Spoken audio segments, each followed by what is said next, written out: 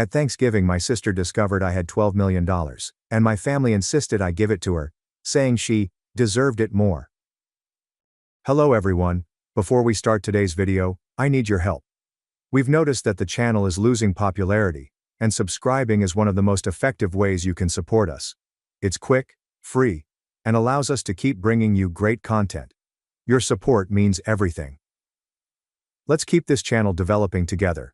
Thank you very much. Now let us begin the video.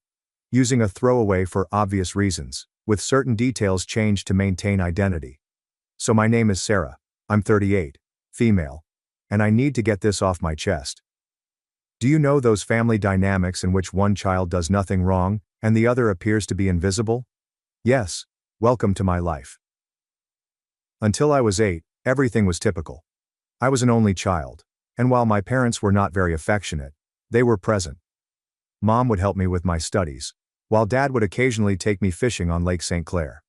We weren't the Brady Bunch, but we were okay. Then came a night that changed everything. I recall my Aunt Kelly arriving at 2 a.m. and instructed me to prepare a suitcase because Mom was in the hospital. My sister Rachel was on her way, but something was wrong. She wasn't supposed to arrive for another 2 months. The following few weeks were filled with hospital visits and quiet conversations. Rachel was really small. She resembled one of my baby dolls, but with all the tubes and cords. I was not permitted to touch her or get too close. That was the first time I sensed an invisible barrier building between myself and the rest of my family. When they finally brought Rachel home, our house transformed into a sanitized bubble. Mom was obsessed with germs. I'm talking about industrial-strength disinfection throughout, hand sanitizer stations in each room, and continuous cleaning. The unpleasant odor of bleach still bothers me to this day. But here's what really messed me up. If I showed the smallest sign of illness, I was whisked away to either Grandma Marie's or Aunt Kelly's home. I mean, every time. Sneeze once? Pack your bags. A slight cough? You're going to see Grandma. At first I found it enjoyable. Grandma Marie would bake cookies, and Aunt Kelly had a beautiful collection of Nancy Drew books that I was working my way through.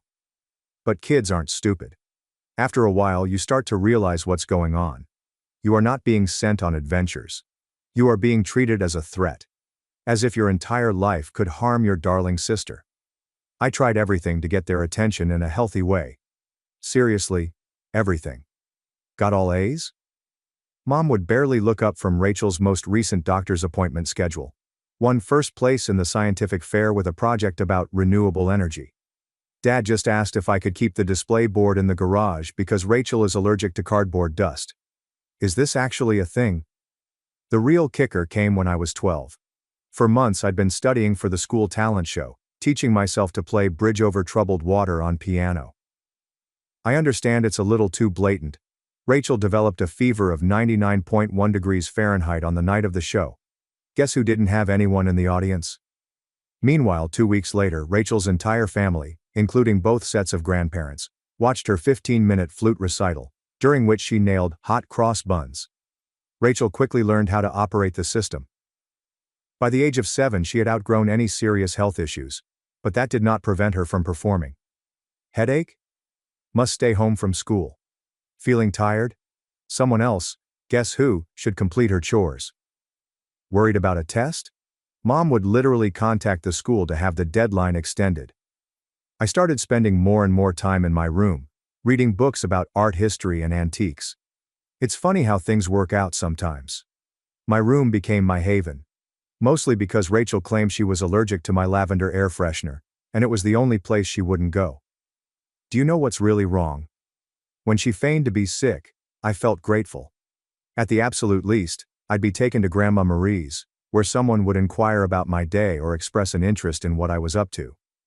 Grandma was the person who ignited my interest in old jewelry. She had an outstanding costume collection, which she allowed me to organize and categorize. I suppose I should have interpreted that as a prophecy. The worst part was not even the obvious bias. It was how they rewrote history to justify their behavior. Rachel just needs more attention because she had such a rough start. Sarah's always been so independent. Sarah understands that her sister has special needs. I did not understand. I was a child who couldn't see why having a strong immune system made me less deserving of love. Looking back, I realize how these years shaped me. The continual message that I was somehow unsafe or inconvenient to be around does not simply disappear. But, well, at least it taught me how to be self-sufficient. When no one checks your homework or cares about your accomplishments, you quickly learn to be your own motivator. High school. The majority of individuals either loved or disliked it.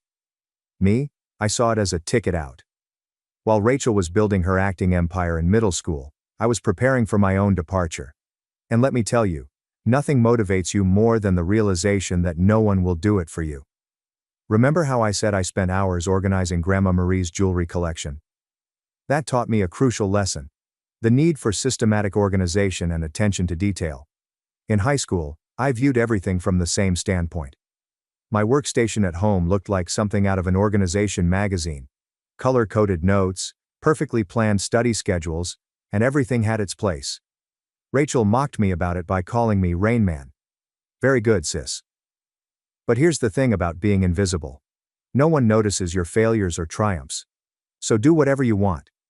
I joined every club that didn't conflict with my part-time job at Carson's Diner. Thank you, Carol, the owner, for remembering my birthday when my parents had forgotten. Debate team? Check. Who is the National Honor Society's president? Check. Who is the editor-in-chief of the school paper? Check. The debate team was when I truly discovered my voice. There's something rather satisfying in shattering someone's argument while remaining calm. It also taught me how to negotiate, something I hadn't realized at the time but would come in handy later. I've won states twice. Rachel had significant soccer games, so my parents were unable to attend both events. She was on the C team. Didn't even play. The game changer. The junior year was when things really became interesting. I took the SAT and got perfect scores. Not, oh, pretty good, perfect. I mean, perfect. 1,600. You know how many people get it? Less than 1%. I remember staring at the results screen for about 20 minutes, thinking there was a mistake. I rushed home to inform my parents. I know this is foolish. Mom was in the kitchen, helping Rachel with her English homework. The conversation went something like this. My reaction was, "Mom? Look, I got a perfect SAT score." "Mommy. That's nice, honey, but can you keep it down?" Rachel's trying to concentrate. She has a big test tomorrow. "Rachel, you are right. Yeah, some of us actually have to study, Miss Perfect," she responded. "Rachel, sweetie, don't stress. You're just a different kind of learner." I still have a copy of those SAT results somewhere. Never got pinned to the refrigerator. But Rachel's C+ in English? That infant got prime refrigerator real estate, complete with a "we're so proud of you" magnet. College applications. The college admission process was interesting. I applied to 15 schools without telling anyone.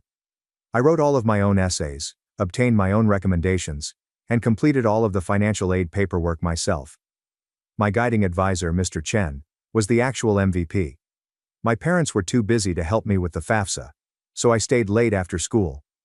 Then acceptance letters began to appear. Harvard, Yale, Princeton, Michigan. And each one has a scholarship offer. I kept them all in a locked box under my bed, knowing what would happen if Rachel found them. They had immediately focused their attention totally to her. But if Sarah goes to Harvard, I'll be all alone. Or anything ridiculous like that. Rachel joined JV cheering the same day I received my full ride offer from UMich. Guess which one was marked with a family feast? Hint. I ate microwave mac and cheese in my room while they went to Olive Garden. But you know what? The scholarship was my golden ticket. Tuition, accommodation, and board are all included, along with a book allowance. I could finally leave that house, where I felt invisible or inconvenient. The day I got my acceptance package, I went to my favorite spot in the local library, a fourth-floor window seat overlooking the park, and cried for an hour. Not sad tears. There were tears of relief. When I told my parents at dinner that I was going to UMich, they were overjoyed. He interrupted. "Michigan. But that's so far. What if Rachel needs you?" She shot back. "I hope you're not expecting us to help with expenses. Rachel's cheerleading competitions are very costly." Rachel's voice is broken. "Oh my God, finally. Can I have your room? I need space for my TikTok videos." The summer before college. I worked double shifts at Carson's Diner to save money. Carol, bless her heart, always gave me extra tips and made sure I got to take home leftover pie at the end of my shift. She also taught me an important skill: how to spot genuine people in a world full of fakes. Baby, she said to me, in diners and in life, the ones making the most noise usually have the least to say. Move-in day at U Michigan. My parents couldn't attend because, surprise, Rachel had a cheering competition. Aunt Kelly drove me instead, helped me set up my dorm room, and handed me a $500 envelope. Your Grandma Marie wanted you to have this, she stated to me. She's so proud of you. Later I discovered that Grandma had been saving the money from her Social Security payments for months. That first night in my dorm room, I promised myself this: I was going to live such an amazing life that being neglected would be unthinkable. Not for revenge. There's nothing to prove to my family. What about the 8-year-old girl who was taken to Grandma's house for sneezing? College and the start of something new. College passed in a blur of all-nighters, instant ramen, and exquisite liberty. I graduated from the University of Michigan, summa cum laude. Not that my parents noticed. They were too busy helping Rachel transfer to her third college in 2 years. But this is where the story takes an unexpected turn. I landed an entry-level position at Everett and Phillips Auction House in Detroit. I won't use the real name for obvious reasons, but if you're in the industry, you probably know who I'm referring to. An authentic high-end establishment. Many old money customers. That kind of transaction. I started with their estate sales business, which required recording affluent folks' stuff after they died. It wasn't particularly glamorous, but it helped pay the bills. The breakthrough.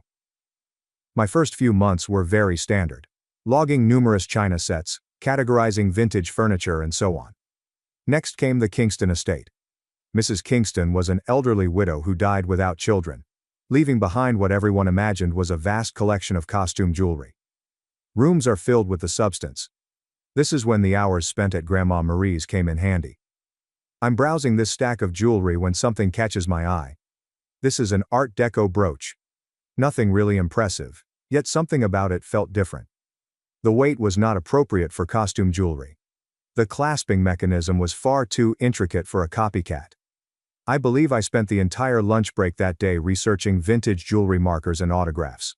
I ended up staying late at work to use the company's membership in various antique jewelry databases.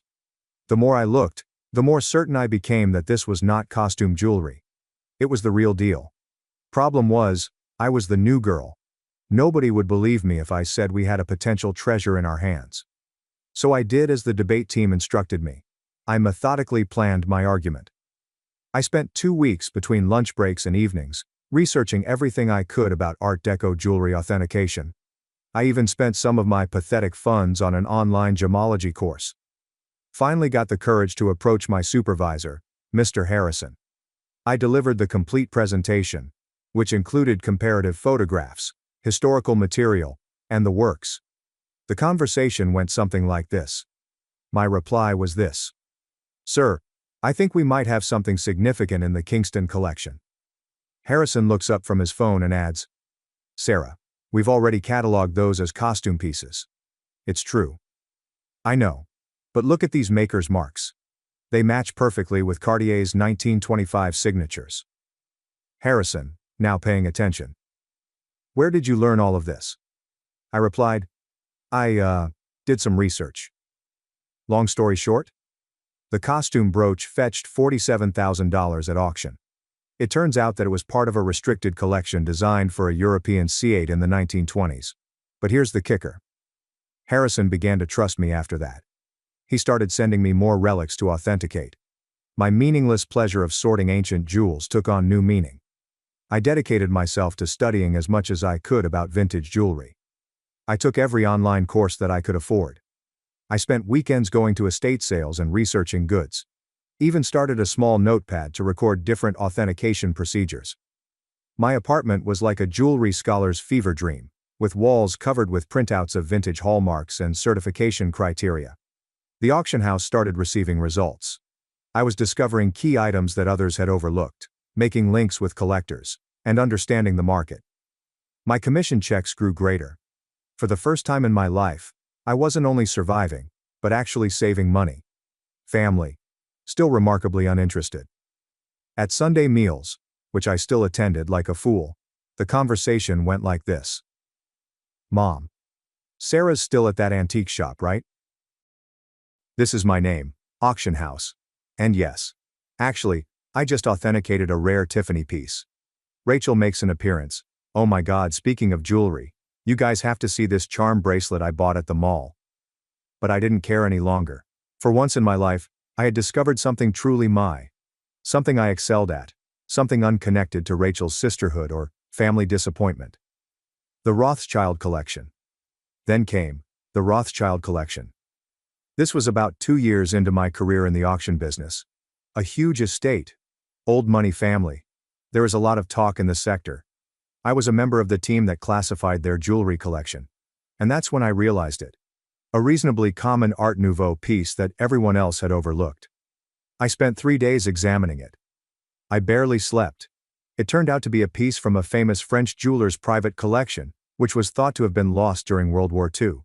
When it sold at auction for $238,000, Harrison summoned me to his office.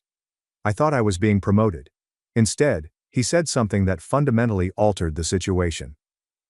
Sarah, you're wasting your talent here. You should be running your own authentication business. Initially, I dismissed it. Me? Start a business? With what money? However, the idea took root. I started doing small freelance authentication jobs on the side. Word spread that I had an amazing site. Private collectors started contacting us directly.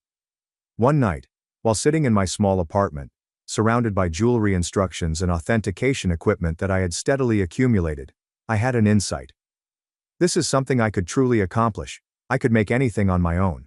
So I did what a decent person would do. I took out a hefty loan against my vehicle. I depleted my savings account. I rented a small office space in a less desirable part of town. People thought I was insane. Maybe I was. I renovated a storage room above a Chinese restaurant, which was roughly the size of a college dorm room. The rent was inexpensive since the place usually smelled like Kung Pao chicken, and the Wi-Fi only worked if you sat in the corner by the window. But it was mine. The struggle. The first few months were fascinating. And when I say interesting, I mean terrifying. I would arise at 4 a.m. With cold shivers, I calculated how many months till my funds were out. Loan installments were like a rope around my neck. My office furnishings consisted of, I bought a card table from Goodwill. I genuinely found a chair on the curb. Don't worry, it was well cleaned. However, in the world of high-end jewelry, reputation and connections are critical. And my experience at the auction house gave me both. I started out modestly, doing authentication work for local antique dealers. My costs were lower than those of larger organizations, but my attention to detail was becoming well known. Word spread. 6 months later, a watershed moment happened. A dealer I'd worked with at the auction house inquired about a collection of Victorian-era brooches. Prior to selling, the owner wanted confirmation. It turned out to be a large collection, including items from 3 generations of families. I worked on it for 2 weeks straight, barely sleeping and documenting everything. I found 2 incredibly rare pieces that had been misidentified as later reproductions. The owner was so pleased with my meticulous analysis that she not only paid my fee, but also promised me a 10% commission if the piece sold. Was it a commission? $86,000. More money than I had earned during the previous 2 years combined. Suddenly my phone rang. A lot. Private collectors have heard about my ability to locate missing pieces. Estate lawyers are seeking advice on inherited jewelry. Even my prior auction house started sending me authentication work. I'm quite sure Harrison was surreptitiously spreading the news. Thanks, boss. Scaling up. By year 2, I had hired my first employee, Jenny, a recent gemology graduate who reminded me far too much of myself at that age. She was incredibly clever, yet she was overlooked because she was quiet. She is now my head of authentication, and is really valuable. The firm grew faster than I could have expected. We moved to a proper downtown office. Goodbye Kung Pao chicken odor. I formed a team of specialists. I've developed a reputation for finding misplaced stuff. You wouldn't believe how many significant historical jewelry objects get misidentified as costume jewelry in people's attics. keeping it a secret from my family. However, success brought its own set of challenges. As we grew, it became more difficult to keep it a secret from my family. They still assumed I worked at an antique business.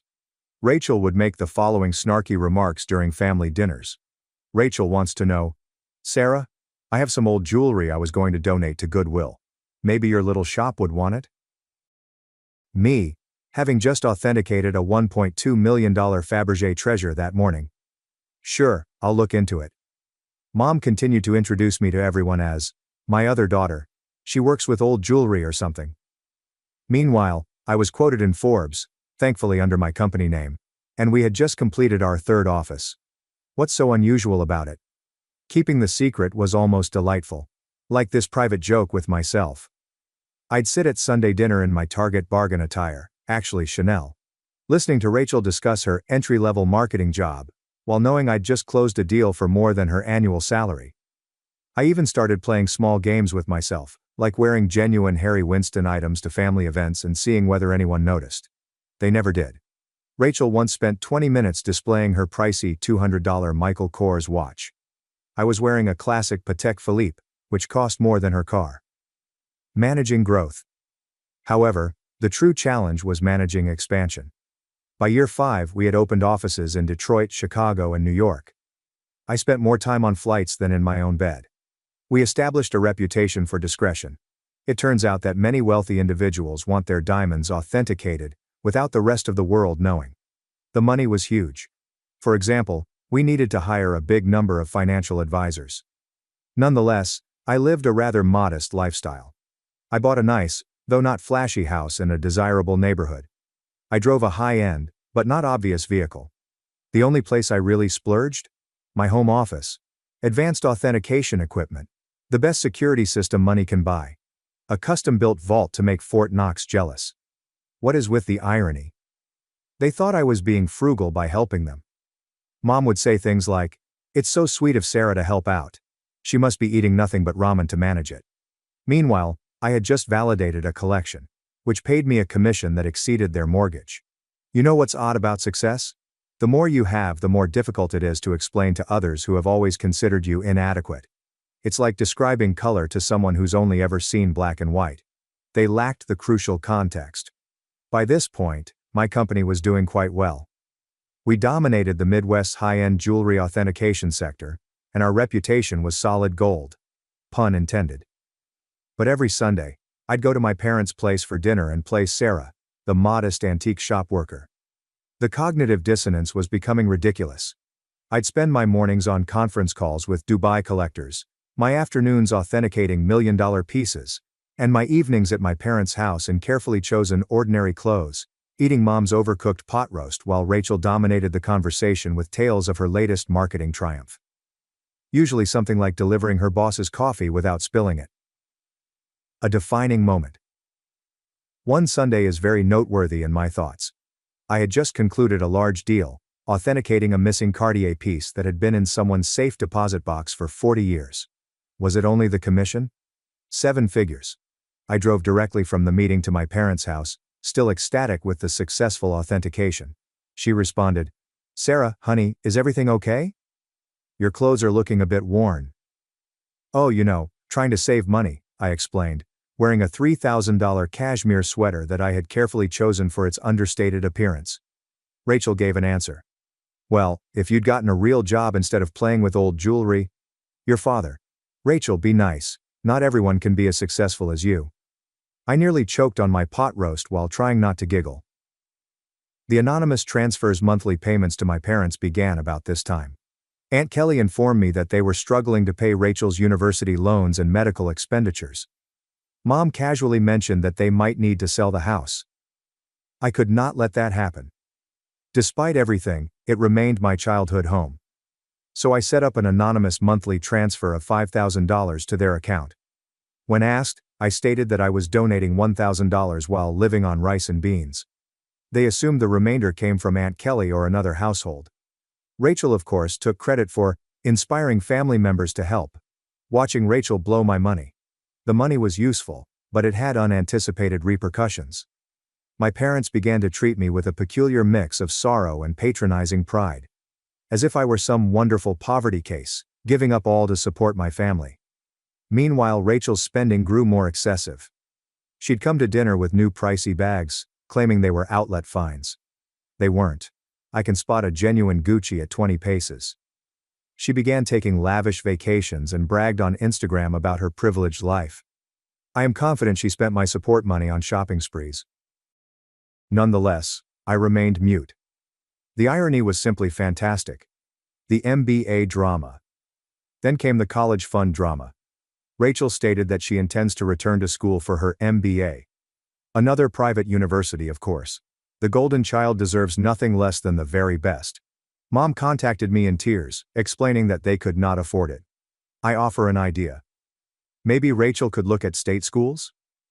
They have good programs too. My mom. Oh honey, you don't understand. Your sister needs to maintain certain standards. But speaking of assisting, may I raise my monthly payment for a few years? I upped it to $7,000 per month. My accounts remained unaffected. But seeing them laud Rachel for taking initiative with her education, while assuming I was living off ramen to help out, it stung a little. The real kicker. I was presenting a guest seminar at the same business school Rachel wished to attend. My family didn't know that. The dean personally invited me to present a talk on luxury goods authenticity and business growth. I had to make up an excuse for why I couldn't attend Sunday dinner that week. My own achievement began to feel like a separate life. As if I were a corporate superhero with a secret identity. By day, I ran a multi-million-dollar authentication firm. By night, well, on Sunday evenings, I was simply Sarah, the dissatisfied daughter who worked in an antique shop. The breaking point: Thanksgiving. The weight of the untruth was increasing. Rachel made disparaging remarks about my career on several occasions. Every time Mom apologized to her friends for my modest lifestyle. Every time Dad advised that I obtain an actual job. I think I always knew it would end dramatically. I just didn't expect it to implode so dramatically on Thanksgiving. It started 2 weeks before the holiday. Mom called, crying about her back pain. She had been diagnosed with a herniated disc, and the thought of preparing Thanksgiving dinner for 20 people overwhelmed her. Now I'd like to tell you that I offered to help solely out of goodwill, but seriously? I was tired of pretending her dried turkey was tasty. My reply was, "Why don't I handle the food this year? I can have it catered." She responded, "Oh honey, we can't afford a caterer." My reply was, "Don't worry about the cost. I've been saving up." Mom, concerned. "You're not taking out a loan, are you?" Everything was handled with a high-end catering company that I frequently employ for business occasions. They perform fantastic work, producing food that makes you question why you bothered to prepare it yourself. It cost more than my parents expected me to make in 2 months, but whatever. Thanksgiving morning arrived, and I was feeling very good. I brought my laptop since I needed to monitor a large online auction in Hong Kong. This gorgeous Art Nouveau necklace was for sale, and I had a customer who wanted certification if they won the bid. The meal arrived on time and everything was adequately prepared. Rachel, of course, needed to answer. Rachel asked, "Store-bought stuffing?" "Really, Sarah? Mom's is so much better." This comes from the girl who once triggered the smoke alarm while making toast. Mom apologized to everyone for not cooking herself, but it was clear they were enjoying the food. Rachel shut up after tasting the maple-glazed Brussels sprouts, which, incidentally, cost more per plate than her weekly grocery budget. I stepped away from dinner and dessert to check my laptop. The auction was becoming more exciting, and I needed to be prepared in case my client won. I set up in my old bedroom, which Mom had kept unchanged since high school. In the interim, Rachel's room had gone through 3 makeovers. That's when things went bad. I had left my authentication program running, with multiple tabs open displaying various accounts and current agreements. Rachel entered without knocking, some things never change, and asked to borrow my phone charger. She spotted my laptop screen and realized this was her moment to finally show how pathetic her older sister was. Rachel, smirking, "Let's show everyone what Sarah's really been up to." Before I could stop her, she grabbed my laptop and proceeded into the dining room. The big reveal: picture this. 20 people, including aunts, uncles, cousins, and my parents, stuffed themselves on gourmet turkey and drank expensive wine. which they mistaken for Trader Joe's. Rachel's reaction. Time to see what kind of important work Sarah's doing on Thanksgiving. She flipped the laptop around triumphantly, clearly aiming to embarrass me with whatever little antique transactions she believed I was working on. The room became utterly silent. You could hear the nice clock I bought Mom for Christmas ticking silently. She thought it was a reproduction. My screen showed. Current account balance is $12.4 million. Pending authentication contract, $485,000. Recent transaction, $1.2 million. Hong Kong auction. Company's quarterly profit report, $4.2 million. Rachel's face changed into 5 different expressions in 3 seconds. The final one fell somewhere between shock and nausea. She did stagger somewhat on her feet. Rachel says quietly, "This cannot be right," she asked. "Rachel, honey, what is it?" Rachel's voice cracks. She's rich. Sarah's rich." Chaos ensues. If it was possible, the silence deepened even further. Then Mom began to giggle. Like truly laughing. She responded with, "Don't be silly. Sarah works at that little antique shop." I stood up slowly, straightening out my basic cashmere sweater, which cost more than their monthly mortgage. Me? Yes. Actually, Mom, I own one of the largest jewelry authentication companies in the country. For years. Those antique shop comments? I authenticate pieces worth millions. That little business you never asked about? It has offices in 3 cities. Dad choked on his liquor. Aunt Kelly dropped her fork. Uncle Mike started coughing severely. Then Mom's laughter changed to something else. Her cheeks went red and then purple. She stood so rapidly that her chair fell over. Mom yells, "You have millions, and you let us struggle?" My response, "Struggle? I send you $7,000 every month." She gave an answer. "While sitting on millions? Your sister has student loans." So there it was. Instead say congratulations. Incorrect. Wow, we're so proud. Just outraged because I hadn't given them more money. Rachel started crying. Surprising, I know. Weeping about how she deserved to know, and how I had betrayed the family. Dad joined in. "My grandfather. How could you be so selfish? We're your parents. We raised you." That's when I lost it. Years of indifference. Years of dismissal. Years of being viewed as a family disappointment. Everything gushed out. My answer was this. Raised me. You shipped me off to grandma's every time I sneezed. You missed every achievement, every award, every milestone, because Rachel might feel left out. You never saved a penny for my college but took out loans for her private school. And now, you're mad that I built something for myself? The next 5 minutes were chaos.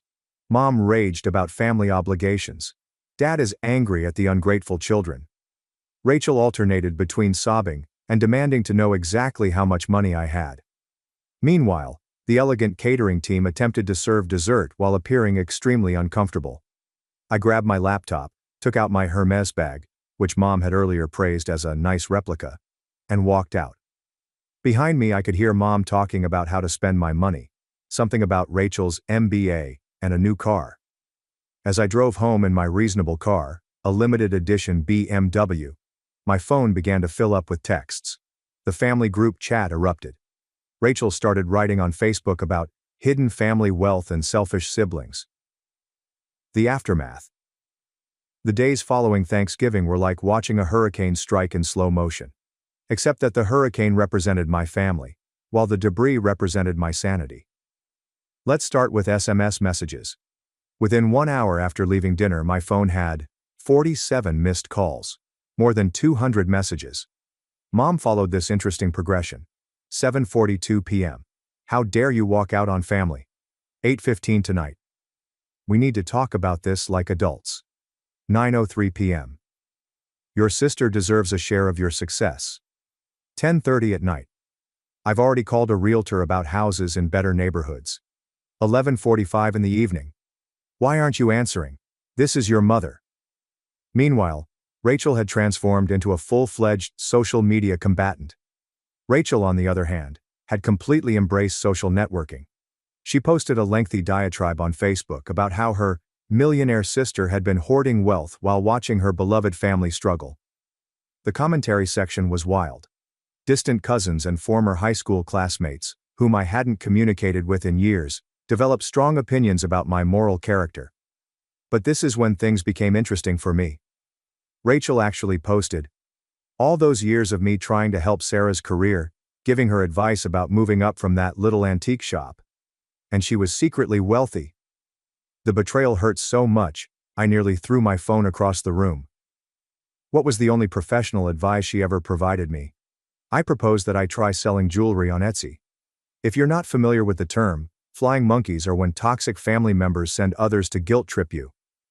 Aunt Susan, whom I saw maybe once every 3 years, called to tell me that family is everything.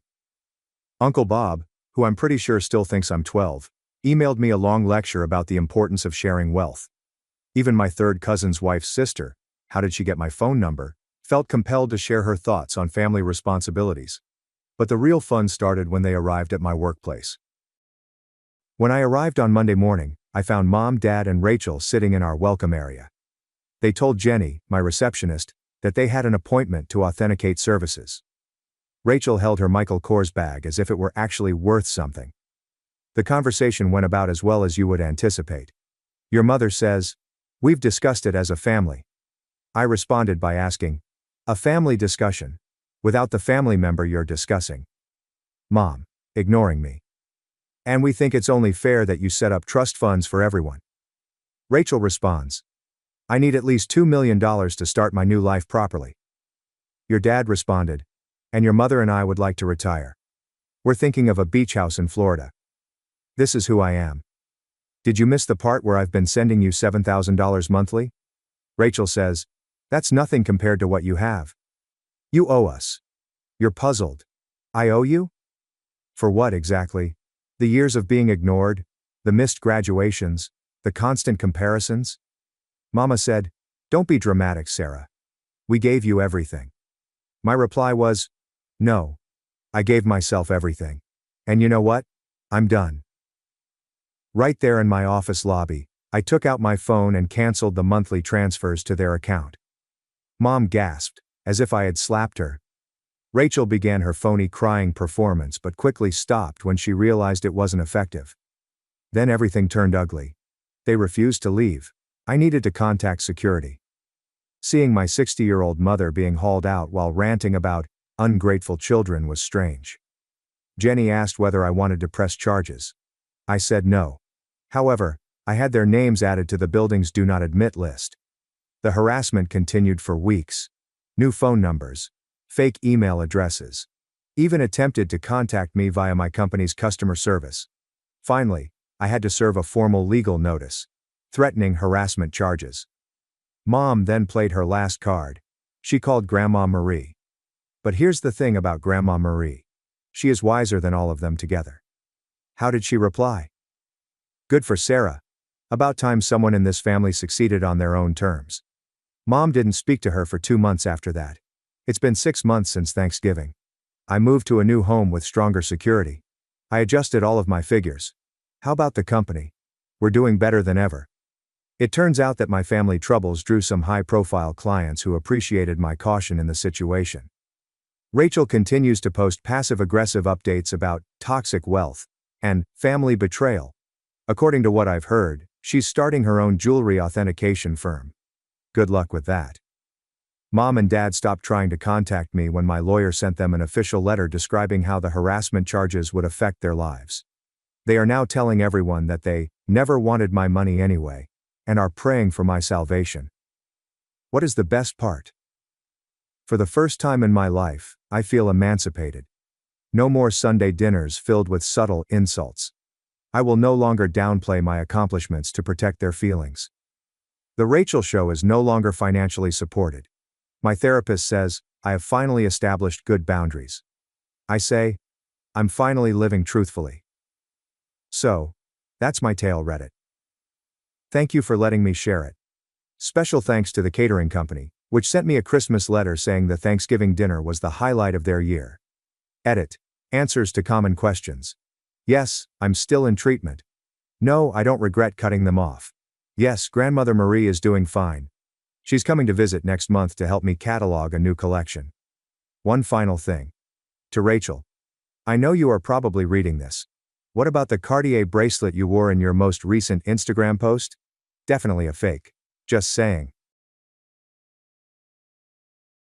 My parents sent me away after having my sister. They called me 12 years later to prove they're good parents after she failed.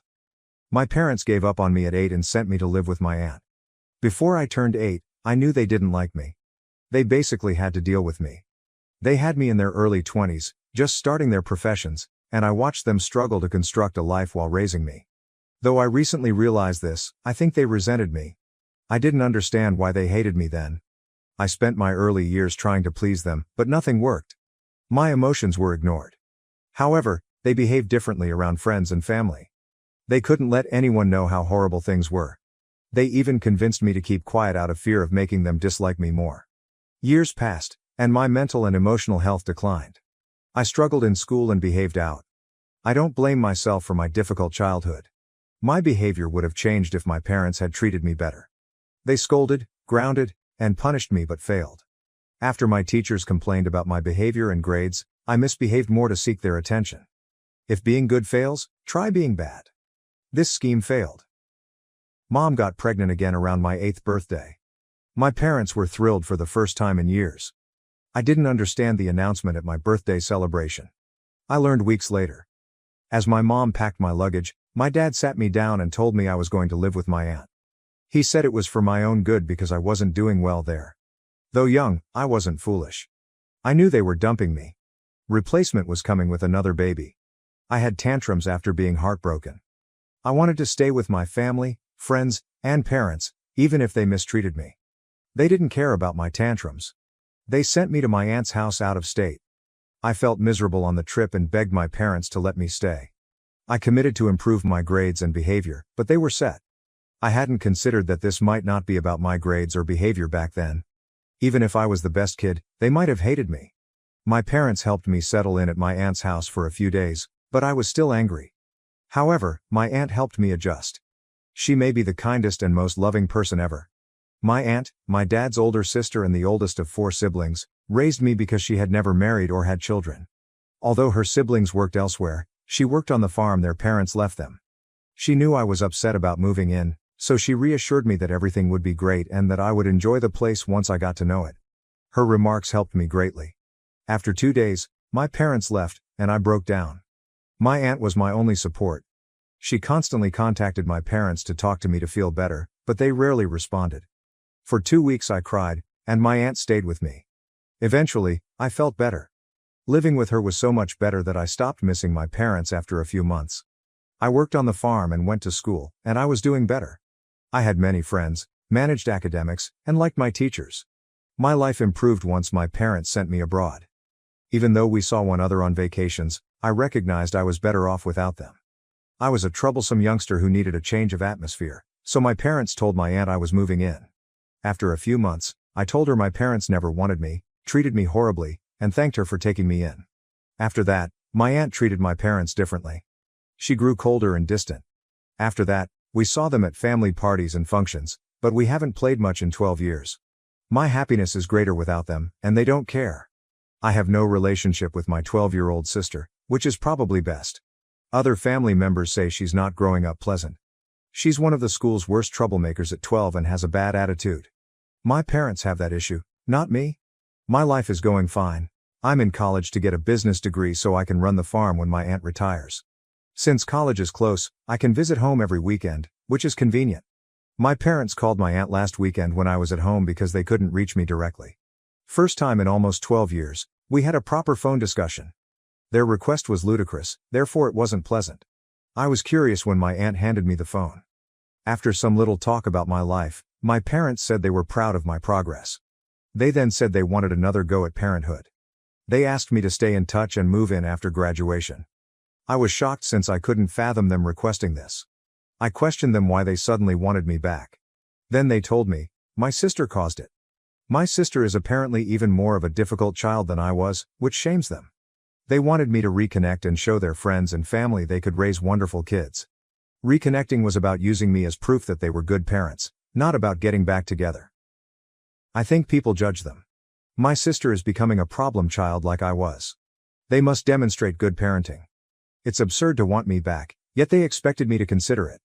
I told them on the phone that I wouldn't return and wouldn't assist them prove anything to their friends and family. I told them I was done with them, and they were too. I already described how poorly I did with my parents and how much better my life was after moving in with my aunt. I feel they were the problem, not troubled children. They didn't raise me, so saying they did would be a lie. My aunt handled the job well. I wouldn't let them acknowledge her efforts. Most of our relatives and acquaintances knew my aunt cared for me. Despite that, my parents planned to lie and say they had maintained in touch with me and visited often. I told them I wouldn't help spread this untruth and they were alone.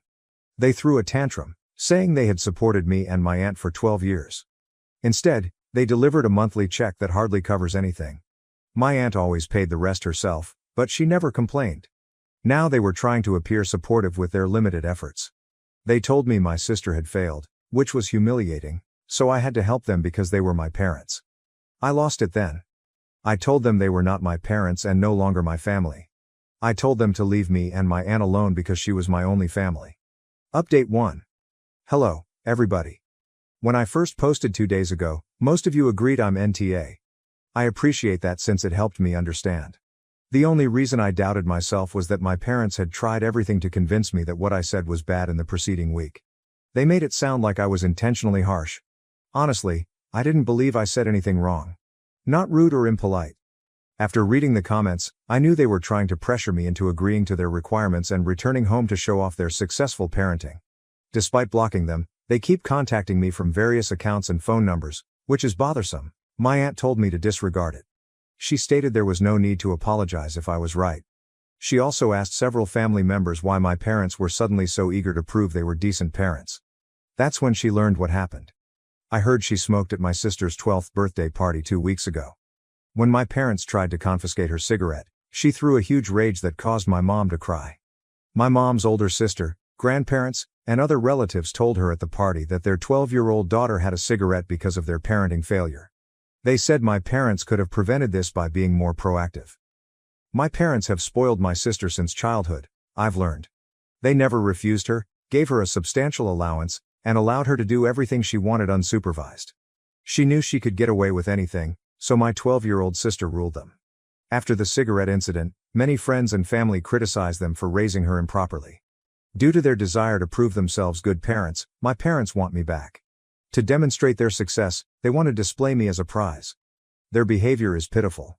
Most importantly, they should realize this strategy won't work because everyone knows my aunt reared me. Even my aunt's contacts disapproved of my parents' decision to send me away when I wasn't doing well. When your kids are struggling, you should help them, not ignore them. They had often advised my parents to bring me back after my sister's birth so we could grow up together. My parents ignored it, stating I was better with my aunt and they knew best. I don't understand how or if my parents can think of others. They could easily write off my sister while trying to gain me back by labeling her a failure. Her 12-year-old age terrifies me. I think counseling would be enough to get her back on track. I don't think my parents should guide me.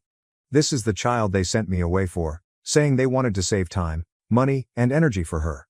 However, they have raised and treated her this way. They say they sacrificed their oldest kid for her, but I don't think they care about us.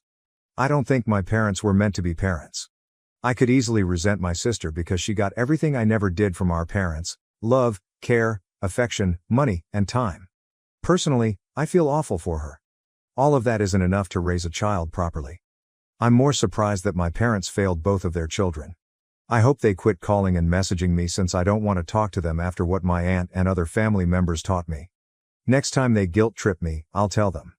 Update 2: I've remained silent for a few days, but if my folks tried to guilt me again, I'd tell them. They did. They called me from a new number 2 hours ago. I was told to apologize and return home as soon as I picked up. I was feeling sick today and moody. That phone call made matters worse, and I snapped. I shouted at them, saying I wouldn't apologize since what I said was true. They were not my parents. They had done nothing to deserve that label. I'd call my aunt my family because she raised me. I informed them they hadn't seen me in 12 years. Before that, they ignored me. They should blame themselves if they can't accept my not seeing them as family. They should stop phoning me to make me feel awful about something I don't have to do. They interrupted me, saying that while my aunt reared me, they supported us and we shouldn't forget that. I said the money they sent barely met my expenses. My aunt paid for practically everything herself, so my parents' money was useless. If they had kept me, they wouldn't have had to pay child support. They should quit acting like providing money was a tremendous favor to my aunt. I informed them child support was the very least after sending their son to her. She kept this from the family out of love, even though she could have ruined their reputation. They should stop talking about their spending because money isn't everything. The incident at my sister's birthday celebration should have taught them that. They also threw money to their youngest daughter, who is now a spoiled brat. They called her a failure, but my parents failed. They failed us both. They reacted defensively when I said it. They said my sister was happy and I didn't understand. They said her birthday party incident was one time. But I know happy kids, especially 12-year-olds, don't smoke because they can. Telling them they were probably attempting to convince themselves didn't mean I believed they were trying to raise my sister. They did the same mistakes with her as with me, but in reverse. They neglected me but spoiled her with money and too much attention. They didn't govern her correctly during their time with her. I knew this even though I'd never met the youngster. They needed to contact me to prove they were decent parents, showing how little they cared about their kids. They wanted to look like good parents, not be good parents. Perhaps this was too much truth for them. They yelled at me, cussed me, and said I had no idea what I was talking about. Their defensiveness and ranting validated my accuracy. We argued for a few more minutes until they said they were glad they sent me away years ago. They said they were glad they selected their daughter since I wasn't good enough to be their son. They hung up, perhaps fearing their goodbyes would hurt me. I didn't care. I was glad I won the dispute because otherwise they wouldn't have resorted to such low blows. Now, I hope they think twice before fighting or calling me again. Only my inability to aid my sister bothers me. I feel bad because she might survive outside my parents' terrible atmosphere. But sometimes you win and lose. Third update. A week has passed since I spoke to my folks. That last phone call was the last time they disturbed me, which is better for them. From what I know, they've been telling the family that my sister's cigarette event was one time and won't happen again. But nobody is duped. She may have more going on, this may have been her first cigarette, but who knows what else she's done. My parents were the only ones responsible. It was evident that their lack of monitoring and discipline caused this. I don't usually condemn someone without knowing them, but my parents deserve it. What kind of folks abandon one child while pregnant with another? Who? My parents. I'm delighted my family is now seeing how broken they are and keeping their distance. After years of silence, my aunt has begun to reveal why they left me with her. They didn't want me around because they wanted to spend more time with their other child, not because I was a troublesome kid. My parents made me a problematic kid, not me.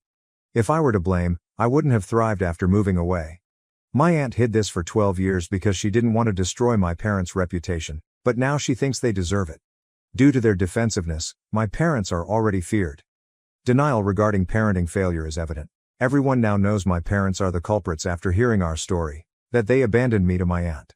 They don't deserve my sister or myself. Some may believe we're overreacting and don't need to kick them while they're down.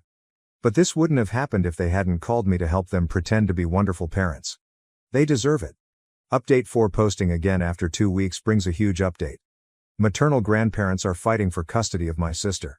My parents sent me to live with my aunt, but I've always maintained in touch with most of my family. I have a good relationship with my grandparents, so when they called a few days ago to ask about my parents, I told them. They were delighted I finally told them about my parents' mistreatment. They believed my parents had a solid cause to send me away for years. Now they know no cause could justify putting your child away. They apologized for not discovering the truth sooner, and I said it was okay. Everyone struggles, and I didn't seem to be hurting.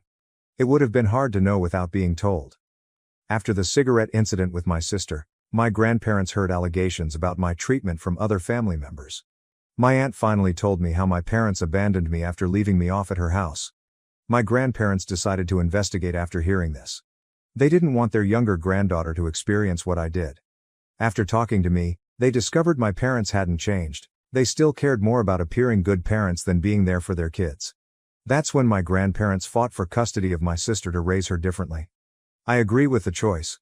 My life improved after I left my parents, and I'm sure hers will too. They've been given temporary custody, but my sister doesn't care. Her indifference makes me think she'll get over it. My grandparents believe they will obtain complete custody shortly, but they will allow my parents visits.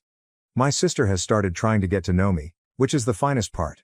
Several days ago, we spoke on the phone. She appears glad to talk to me, And I heard that our parents told her not to talk to me for years because I was a bad influence. I hope we can create a good friendship now that she's coming around. Hopeful for the future. My parents defended my brother's $40,000 debt, tried to access my bank account, and called me selfish for saying no. Here's how I fought back. I've been lurking around here for a while, but until now, I never felt the need to write anything.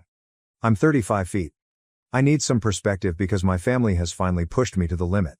Somehow, I'm always portrayed as the villain, regardless of what I do. Dealing with this prolonged family issue that appears to have no end in sight has truly worn me out, both mentally and emotionally. I have developed my career from the ground up and am currently employed as a middle manager at a large Silicon Valley software company. I've worked hard and had many sleepless nights to earn all I own, including my house, car, and money. You wouldn't believe the terrible familial dynamics I had to overcome to reach this point in my life. I'll give you some background on our family's history. Since I turned 18, I have been totally self-sufficient. And I mean it in every sense of the word, financially, emotionally, and intellectually. The way my parents raised my brother and me was, to put it mildly, problematic at best, and they weren't exactly winning any parenting prizes. As a middle-class suburban family outside of Boston, we appeared to be the ideal American family. We lived in a good neighborhood with good schools. My mom taught elementary school part-time, and my dad worked in insurance. Beneath that idyllic exterior, though, there was an unwritten rule that influenced my entire upbringing. I was supposed to be the responsible one, the model, the one who always had to lead by example, while my younger brother Jason, 27 million, could do no wrong. From a young age, the inequities were brutally apparent. One instance in particular came to me when Jason was 8 years old and I was 16. My parents grounded me for a month after I received a B+ on a single chemical test, claiming I was wasting my potential. When Jason was caught robbing our dad's wallet for the third time that same month, they just said he was going through a phase. This was only one instance of the ongoing inequity in the way we were handled. It wasn't an isolated incident. Every time Jason made a mistake, and trust me, he made a lot of mistakes, it was ignored. "He'll learn eventually," my mother would remark with that dismissive wave of her hand, or "he's just sensitive," which was code for "let's pretend this never happened and hope he figures it out." In the meantime, it felt like the sky was dropping if I even stumbled. The pressure was relentless and debilitating. "Why aren't you trying harder? You need to set a better example for your brother. Don't you know he looks up to you?" I worked part-time at a local coffee shop, volunteered at the library, took all of my AP classes in high school, and tried to keep my GPA flawless because universities look for that kind of thing.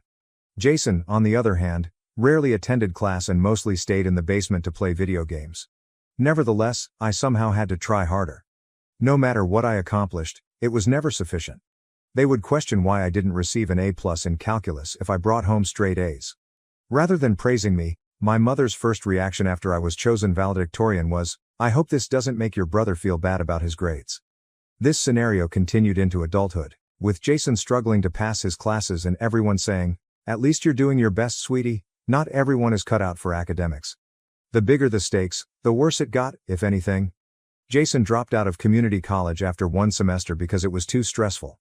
My parents paid his rent for a gap year, that ended up being 5 years of him finding himself.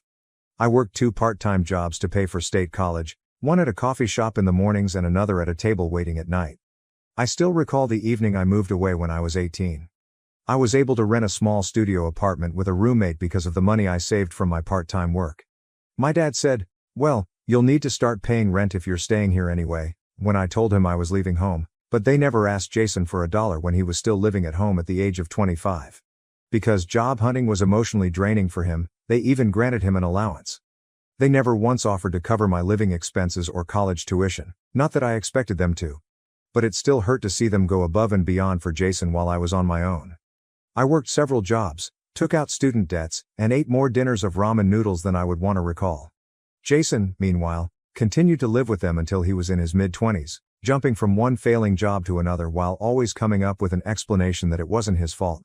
He would say things like, "The manager had it out for me," or, "The company's toxic culture wasn't a good fit for my personality." He never acknowledged his own responsibilities and always pointed the finger at something outside of himself. And by covering up his filth and offering excuses, our parents encouraged this conduct at every opportunity. I worked 2 jobs while attending college, graduated with honors, and got an entry-level job at a software business. I worked my way up from there, putting in a lot of overtime and seizing any chance to get more education and certification. My parents never offered to help, and I never asked for it either. However, they had no trouble approaching me for financial assistance whenever Jason needed a little help to get back on his feet. Now fast forward to last week.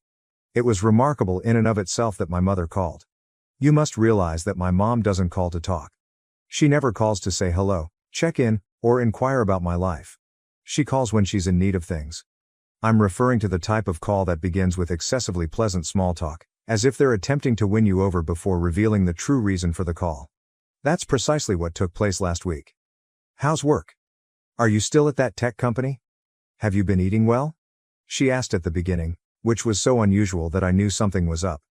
My mother doesn't give a damn about my diet. The only thing she knows about my job is that I do something with computers. She couldn't even recall the name of my firm when we last spoke, which was during Thanksgiving 3 months earlier, even though I had been employed there for the previous 5 years. She seemed to be trying too hard to sound casual, and the entire conversation felt forced. She inquired about my boyfriend. I've been single since my engagement ended last year, another narrative in which Jason played a not so insignificant role, and apartment. I've owned a house for 2 years. Even my cat, to which I have never given birth due to an allergy. Every question reminded me of how little she truly knows about my life and felt like a tiny paper cut. Jason was in trouble once more when she struck me with it. I wasn't shocked. Jason seems to get into problems all the time. However, I didn't anticipate this. He had apparently accrued $40,000 in debt, not the kind of debt that can be dismissed as young folly, such as credit card debt or student loan debt. No, he had borrowed from some very dubious individuals, and they were now sincerely demanding their money back. My mother's voice broke as if she were going to cry, which I'm sure she believed would get me to give in. It has worked numerous times. She wasted no time in heaping on the guilt. You've done so well for yourself. You've always been the strong one. Jason's not like you. He needs your help. He's sensitive. You know how he gets when he's under pressure.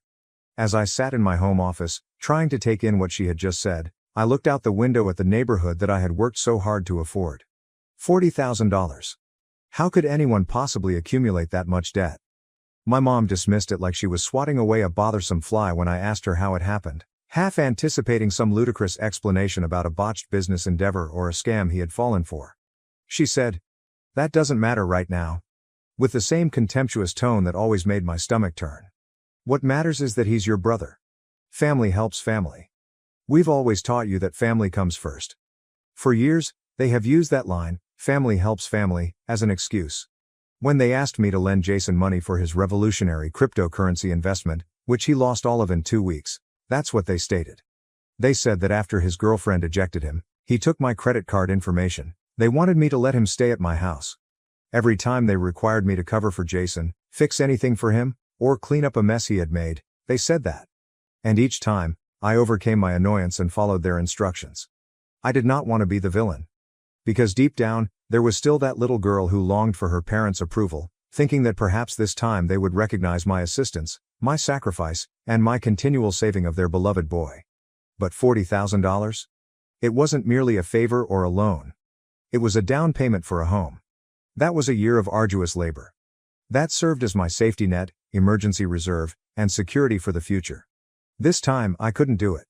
I told her no for the first time in my life, right up. I apologized, but I was powerless to save Jason from the disaster he had made. The tone of the conversation suddenly changed. In roughly 2 seconds, my mother moved from being pathetic to being enraged. Had it not been so horrifying, the metamorphosis would have been nearly remarkable. The mother's gentle, worried voice had vanished, to be replaced by an icy, piercing voice. She began to scream. "You're being selfish?" Her voice getting louder as she spoke. "After everything we've done for you, this is how you repay us? You're abandoning your family when they need you most." The nuclear option was even mentioned by her. "Do you want his blood on your hands? He borrowed from some nasty folks. What would happen if he did?" The manipulation was so obvious that it was quite comical, nearly. However, her attempt to hold me accountable for Jason's bad decisions, again, was not amusing. As though his choices, errors, and total lack of accountability were somehow my fault. Then I ended the call. I was no longer able to listen to it. My chest felt constricted, as if someone were sitting on it, and my hands were shaking so much that I could hardly press the end call button. However, behind the familiar burden of familial expectations, the shame, and the fear, there was comfort. I was relieved that I had maintained my position for once. I've put in too much effort to be brought down by the poor decisions of others. I've devoted years to developing my job, becoming self-sufficient, and establishing a life apart from serving as Jason's safety net. I simply couldn't bear the idea of discarding all of that. Of maybe jeopardizing my own financial stability to allow his recklessness to continue. However, the problem with growing up in a dysfunctional home is that guilt creeps in almost instantly, even if you know you're making the right decision and are positive you're acting in your own best interests. Even though I know I'm not the bad guy, my family has a way of changing the facts, making me doubt my own judgment and making me feel that way. And it was the same this time. I can't get rid of the thought that perhaps I made the wrong choice, even though I said no and know it was the right one. At the moment, confronting my family seemed like the correct thing to do, but now I'm left wondering if I've made things worse. But what if they're correct? Could I be being self-centered? What if Jason does suffer as a result of my refusal to assist? The logical side of my brain understands that I have no responsibility for my brother's decisions or the results of those decisions. However, a part of me that is still that young child, begging for her parents' approval, continues asking herself, what if? To be honest, I have no idea what will happen next. That call was only the beginning. I was totally unprepared for what transpired next. I suspect that this is not the end. Particularly with Jason, my parents have never been good at taking no for an answer. I'm trying to remain strong, though. I'm trying to keep in mind that I have the right to defend my future and myself. As this situation develops, I suspect I'll require additional guidance. I'll provide an update shortly. First update. First of all, I want to thank everyone who left encouraging comments on my previous post. To be honest, I didn't anticipate such a strong reaction. The previous week has seen a sharp increase in tension, and not in a positive way. Do you recall that I sensed this wasn't the end? Yes, I was correct. As soon as I hung up on my mom, the harassment campaign began. Initially, it was just a flurry of text messages. The typical guilt-tripping fare. Then, however, things became considerably more sinister. My bank notified me of the unusual behavior last Tuesday. Someone had tried to use what seemed to be stolen personal information to get into my account. I received a direct call from the bank's fraud department. They claimed that a huge transfer attempt using my credentials had been detected by their security system due to the suspicious IP address. The fraud investigator told me that the person who attempted to access my account had my mother's maiden name, my social security number, and even the name of my first pet, all of which are standard security questions. Jason would be the only one with access to all that information. Upon realizing that my own brother would attempt to steal from me, I promptly updated all of my security questions and passwords. Very difficult. Money was no longer the only factor in this. This was a completely new kind of betrayal. This is where it becomes even more bizarre though. One of the few relatives with whom I truly get along, my Aunt Catherine, gave me a call yesterday. It seems that my parents have been giving a totally different account of what happened to everyone in the family. They have portrayed me as some cold-blooded monster who is living in luxury while her brother suffers, and they claim that I am hoarding my fortune while poor Jason is fighting for his life. My aunt called to hear my side of the tale, happily not believing it. God bless sensible family. She was startled when I told her about the attempted bank fraud. She also disclosed information that I was unaware of. It seems that Jason had attempted to borrow money from multiple family members in recent months, each time claiming a different reason for his need. He told a wide range of stories. He told our old grandma that he needed money to pay his medical fees. It was for a sure-thing investment opportunity, according to our cousin Mark. It was to launch a modest business, according to our Uncle Steve. He informed our parents that he owed money to dangerous people, but none of these allegations fit. But this morning was the real kicker. My dad sent me an email, which was the first time he had spoken to me directly since this whole situation began. It was icy, cunning, and, to be honest, a little menacing. This is a portion of his writing. Your actions are forcing us to reconsider your position in this family. Your mother and I have always provided for you, supported your education, and given you every opportunity to succeed. Your current success is a direct result of our sacrifices. If you continue to abandon your brother in his time of need, there will be consequences. Think carefully about your next move. The part about them funding my education made me laugh. My student loan payments are still ongoing. However, the warning was unmistakable: assist Jason or risk being cut off from the family. They believe they can control me by threatening to isolate me, so they are attempting to use familial ties as leverage. They don't seem to realize that I've been essentially cut off from them for years. We have always had a conditional relationship.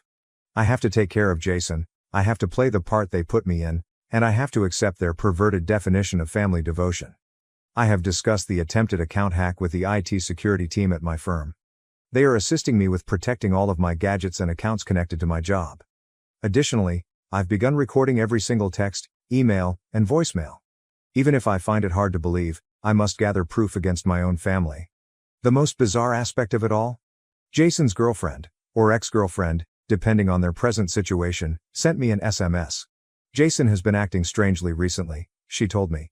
We've never been close, but she was worried enough to contact me after hearing him make cryptic remarks about getting what's his, and teaching people lessons. This weekend, I'm going to install security cameras at my house. I may be too cautious, but I'm not taking any chances in the wake of the bank account disaster. I never imagined that I would need to defend myself against my own family, but I suppose that's where we are at the moment. $40,000 is only the beginning for those who are wondering why I don't just pay the money to make this all go away, even if I wanted to, which I don't. According to my aunt's disclosures of Jason's previous borrowing attempts, his overall debt is likely substantially larger. Helping my brother is no longer the goal of this. It's about supporting a detrimental behavior pattern that must end. Next week, I have an appointment with a financial advisor to go over all of my accounts and implement additional security measures.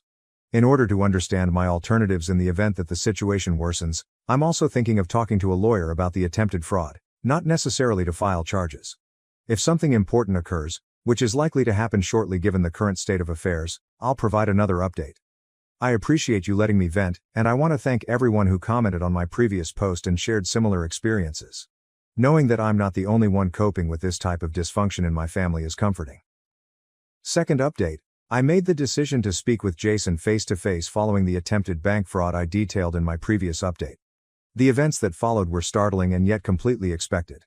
Jason's residence was my destination yesterday evening. It's a dilapidated establishment in a dubious area of the city. He was unshaven, had heavy circles under his eyes, and was wearing a tattered t-shirt when he eventually opened the door. His initial remarks: "You were patient enough to arrive. My attempt to hack my bank account is not an apology. No justification for the debt of $40,000. As usual, just entitlement." He gave me a disturbing response when I questioned him about the bank fraud. "Mom and Dad said that if things became severe enough, you would give in. I was merely expediting the procedure." He said it so nonchalantly, as if he were talking about the weather instead of confessing to a murder. At that point, I became aware of something troubling about his flat. There were several phones and what seemed to be credit card statements with several names on them on his coffee table. He swept them into a drawer before I could get a better look. When I understood that this might be more than simply my bank account, my stomach fell. My parents arrived just as I was ready to depart. When I got there, Jason had apparently texted them. They stormed inside his residence as if it were their own. Naturally, Mom was crying, and Dad was enraged. This led to the most heated family argument we've ever experienced. Dad began by expressing their disappointment with my self-centered actions. Mom said that they had failed as parents because I had shown myself to be so heartless. The worst part is that they really defended the bank fraud attempt when I brought it up. Mom said, "He was desperate.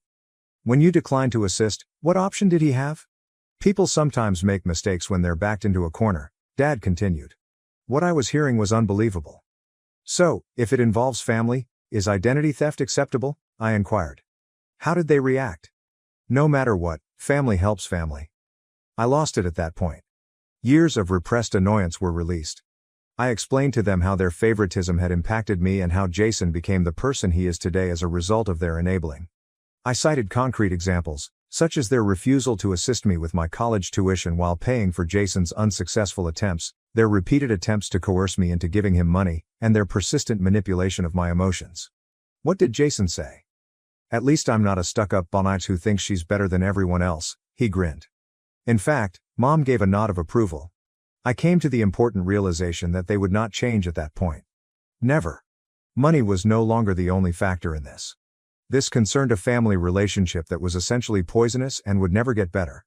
I pulled out my phone and listened to the full recording of our chat. How did they look when they saw that I had proof that they were supporting bank fraud? Priceless.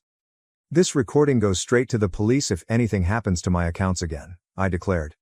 "And I will file charges this time, Jason." Mom began to complain that I was endangering them. My father referred to me as manipulating. For the first time, Jason appeared concerned as he stood there. Dad took hold of my arm as I was about to depart and said something I will never forget. "Never expect to be welcomed in this family again if you walk out that door." I gave him a direct look and said, "That sounds more like a promise than a threat," before leaving. I had dozens of missed calls and messages when I came home. I blocked their phone numbers. I then opened my laptop and began sending an email to my entire extended family, including screenshots of threatening messages, a transcript of the taped discussion, and documentation of the bank fraud attempt. I will no longer serve as the family's scapegoat. I'm tired of being controlled. I will no longer serve as Jason's personal ATM. Above all, I have finished maintaining their secrets. It's likely that this will be my final update. I have a hunch that everyone's situation is going to drastically change soon. I'm concentrating on defending myself right now, which includes researching security systems and speaking with a lawyer about possible restraining orders. Thank you to everyone who has been keeping an eye on this situation and lending support. Your remarks gave me the courage to advocate for myself today. Third update. Everything has changed since my last update, which was a month ago. I made the decision to no longer preserve the family's secrets after the altercation at Jason's place. When I eventually revealed the truth, this is what transpired. Do you recall the email I said I was sending to the extended family? Well, I made the decision to take things a step further. I made a thorough social media post with screenshots of the attempted bank fraud, Jason's own admissions of guilt, and a recording of my parents justifying his behavior as proof. I only wanted the truth to be known. I wasn't attempting to get revenge. The reaction was tremendous. Other victims of Jason's schemes began to come forward within a few hours. According to my cousin Tim, Jason had taken out a $5,000 loan for an unfulfilled business venture.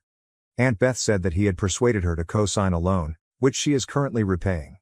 Even the mystery surrounding my grandmother's missing jewels from last Christmas had a likely suspect all of a sudden. However, Jason's ex-roommate made the most important disclosure when he revealed how Jason had used his identity to open many credit cards. Being too ashamed to come forward, he believed that no one would take him seriously because of my parents' perfect son. Someone in HR at the business where Jason had just had an interview saw the social media post. His past involvement with financial fraud piqued their curiosity. It goes without saying that he was not hired. My parents' standing in their social group suffered greatly. They had supported their struggling son for years while presenting themselves as the ideal parents, handling one ungrateful daughter. Everyone was aware of the reality now. After complaining to their church mates about my selfishness, they began to distance themselves from me. All of a sudden, Dad's golf friends were too busy to play every week. Mom attempted to minimize the harm by accusing me of lying, but the facts were clear. They were unable to justify their own recorded comments, the text messages, or the bank records. Their carefully constructed image fell apart. When Jason's current roommate viewed the post, it was the real game changer. When he consented to share his apartment, he was unaware of Jason's past. Jason received an eviction notice within a week. People don't want to live with someone who tries to commit bank fraud, it turns out. According to what I've been told, Jason works 3 jobs to pay off his debt. He is finally being held accountable for his acts, and his credit has been damaged. Surprisingly, my parents have stopped using social media. No more quotes about ungrateful kids or passive-aggressive posts about family values, every day. Life has never been better for me. That job promotion I applied for, I understand. I've been able to concentrate on my professional and personal development without the continual drain of family turmoil and money exploitation. What a concept. I'm finally meeting someone who respects and understands boundaries. Mom and Dad no longer discuss me at all, according to the few family members I still communicate with. Put an end to guilt tripping. No more attempts at manipulation. At last, they've realized that sometimes social accountability is the result of acts having repercussions. To everyone who has to deal with toxic family members, sometimes letting the truth speak for itself is more effective than going to court. The wrong people will come out, and the right people will listen. Legal repercussions were not my family's biggest fear. Rather, it was the public discovering who they really were. By speaking up instead of keeping quiet, I not only freed myself from their control but also gave others the confidence to defend themselves.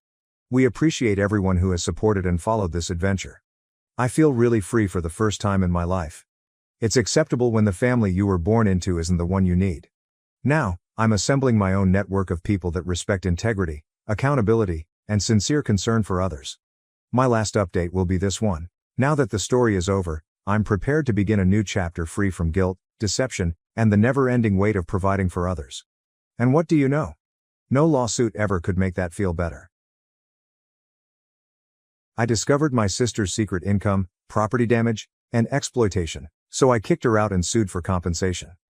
I don't know how to start this without seeming crappy, but here goes.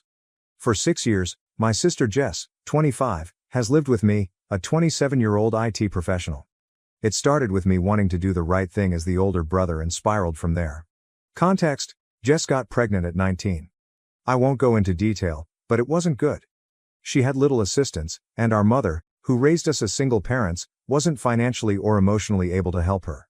As the elder brother, I offered, "Come stay with me." I didn't think much of it. I had just acquired a 3-bedroom, 1-bath house, but it was mine.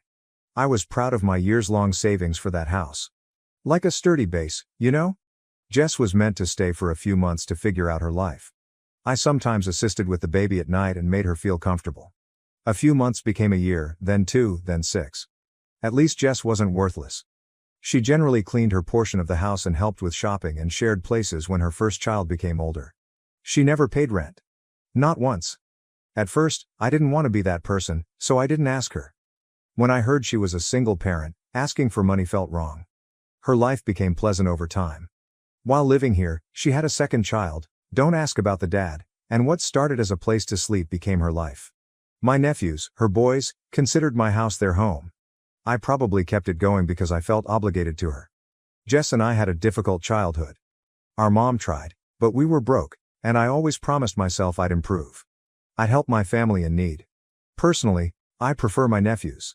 They're good kids despite their loudness and yard mess. About 2 years ago, I met Amy, my wife. Seriously, she's 26 and great. She understood Jess's position from the start and we clicked. Amy hardly mentioned my sister living here for the first 2 years. She occasionally asked, "When do you think Jess will get her own place?" But was patient because she understood it was complex. Amy moved in last year, changing things. I know, moving into a house with another woman and her 2 kids is hard. Jess and Amy were initially courteous, but there was unsaid tension. Amy felt that she couldn't claim the house since Jess had claimed her territory. This is where things went wrong. Gardening has always been Amy's passion. Growing up helping her grandma grow, she often remarked about how peaceful it was. Amy had been wanting to start a project for a year since moving in. We were talking about the house after dinner a few weeks ago, and Amy mentioned that she wanted to tear up part of the front yard and plant a spring garden. She had seen flowers, little shrubs, and a bench for us to sit. I liked the sound. The only thing in our yard is grass and a few forlorn plants. I thought a garden would look better, and Amy was so enthused about it, so I didn't say no. We considered hiring contractors to remove the grass, prepare the soil, and lay out the space. Amy wanted to take a few days off work to supervise and ensure it was done right. I advised her to pursue the strategy because it was sound. In retrospect, I know what I did wrong. I should have told Jess the plan. My house is mine, so I don't have to explain what I do with it. However, Jess has lived here for 6 years and her kids play in that yard often. Even though it's not her legal place, it's been part of her daily routine for so long that I should have warned her. Amy and I had strange schedules, so we scarcely saw Jess that week. She's generally around while I'm at work, and when I get home, the boys are asleep and Jess is relaxing. I didn't think calling attention to the garden was necessary because I thought she wouldn't care. A stupid assumption, looking back. On the scheduled contractor day, Amy took the day off to handle things. I was at work as normal, unaware of what was about to happen. Construction crews arrived early and tore up the front yard. Amy accompanied them to ensure proper execution. Amy said it was fine at first. She said good morning to Jess, who hardly looked at her, and went about her business. Jess then observed what was happening. She supposedly lost it when she witnessed workmen breaking up her kids' daily playgrass. Amy said the ranting started suddenly. Jess stormed out in her pajamas, wanting to know what was going on. She said Amy ruined the yard and took her kids' only play space. Amy tried to tell Jess that she and I had discussed it, but she refused. Amy reported Jess shouting. She screamed at the contractors to halt and told them not to touch anything. Amy said, "Actually, you don't get to make that call. This is our home." Jess replied, "I've lived here for 6 years. You can't rip apart my home either." Things got out of hand then. Our neighbor Karen, in her 40s, heard the ranting and intervened. Karen and Jess are friendly, her kids play with my nephews and they bond over being single moms. Later, Amy told me Karen came over and immediately took Jess's side, questioning what the workers were doing and why Jess didn't know. Amy tried to stay cool, but Karen ignored her. She called the cops. Police, yes. Thinking about that, I still can't believe it. Karen reported unlicensed laborers messing up the yard to 911. She claimed Amy couldn't change anything because the owner wasn't home. The police arrived quickly, I presume in a quiet neighborhood like ours, they had nothing else to do, and things grew even crazier. Amy tried to explain that she had permission because this is her house and we're married, but the officers told her to go for the night because I wasn't present to confirm. They let her take an overnight bag and then escorted her out of our residence. I was at work and unavailable when I learned about this. Our IT facility's warehouse zone prevents me from carrying my phone during shifts. Not until I checked my phone on break and saw roughly a dozen missed calls from Amy did I realize what had transpired. I felt very stupid. I left work early, got in my car, and drove home for an hour trying to understand what happened. That night, I felt like my brain was short-circuiting at home. Jess was sitting on the couch, calmly scrolling through her phone, as I entered the house. Meanwhile, Amy was absent. My sister acted like she was the victim when my wife was evicted. "Where's Amy?" I asked, trying to speak clearly. Jess innocently looked up. "She left," she remarked as if it were plain. "Police made her do it." Her tone immediately irritated me. Not yet yelling, but near. Why did Jess call the cops on her? What the hell is happening? She then defensively began her story. She claimed she had no option. Amy and the workmen were destroying her kids' play environment without her knowledge, so she acted. She talked about living here for 6 years and how Amy changed everything without appreciating her. "You don't get it," Jess remarked. "This has been my home for years. You can't rip up the yard without my permission." What I heard was unbelievable. After years of supporting my sister, who has lived here rent-free, was acting like she owned my house. "Your home?" I said. "Jessica, this isn't your home. You live here because I let you. I helped you for years, and you call the cops and kick out my wife." Then she played the victim. She cried as she said her kids loved the yard and had nowhere else to play. I loved my nephews, but her response was terrible. "You screamed at Amy," I replied, raising my voice. "You shamed her in front of workers, got the neighbor involved, and called the police. Someone does that?" Jess got up and yelled back, attempting to match my energy. "You and Amy didn't even tell me. I had to find out when strangers were digging up the yard. You don't just get to change everything without talking to me first. I've lived here for 6 years. I have a say in this." I stopped. Her statement was so ridiculous that I paused mid-sentence. "You have a say, Jess? You don't pay rent, you don't own this house, you've been living here because I've been helping you out." She said it, the line that boiled my blood. "I have tenant rights. You can't just do whatever you want anymore." I froze. "What did you just say?" Jess crossed her arms and repeated it, quieter but firmer. "I have tenant rights. I've lived here for 6 years. You can't just kick me out or change things without notice. Legally, I have rights too." I had to leave. I couldn't look at her. Sitting on the porch, I tried to relax. I was angry, not afraid, so my hands shook. Amy called when I was outside. I could tell she was upset while staying with her sister. "I can't believe your sister did that to me," she gasped. "I'm your wife, and the police made me leave our house." Hearing her pain enraged me. "I'll handle it," I assured her. "This is the last straw, Amy. Jess has to go." I went inside later. Still sitting, Jess pretended nothing had happened. I was honest this time. "You must leave," I said. She appeared surprised at me. "What? Kicking me out over a garden?" "No," I answered. "I'm kicking you out because of how you treated Amy. I'm kicking you out because you think you have more of a right to this house than my wife does. This is my home, Jess, and you crossed a line." She cried again, saying I was cruel, that she had nowhere to go, and that I chose Amy before my sister. And maybe I was. But I didn't care then. I wouldn't let her disrespect my wife and behave like she owned the place. I set a deadline. "You have 60 days to find somewhere else. I'm serious. I'll help you pack, I'll help you find a place, but you're moving out." Jess slammed her door as she stormed to her room. I stood there exhausted for a moment. I saw a lawyer the next day about tenant rights. I didn't want to be surprised if Jess fought me. The lawyer claimed Jess may have residence rights because she's lived there so long, but since there's no lease and she's never paid rent, she might be evicted easily. Just give her written notice. Yes, I did that. I printed an official notification and gave it to Jess that night. "You're really doing this?" she asked, crying. "Yes," I answered. "It's time, Jess. Felt awful. Yes, I did. I adore my sister. It wasn't simply the yard anymore. Respect, boundaries, and putting my wife first were key. Amy received my full story via text that night. When she returned home the next morning, I saw how relieved she was to be home, and I knew I had done the right thing. I've initiated official eviction, and I'm not backing down. Maybe this makes me a lousy brother, but I'm done. Any developments will be posted. Update 1, my last post on handing my sister eviction papers was a week ago. Things have risen unexpectedly, but I'm addressing it systematically and obtaining pleasant outcomes. First, Jess's reply surprised me. Instead of accepting reality, she fought back legally.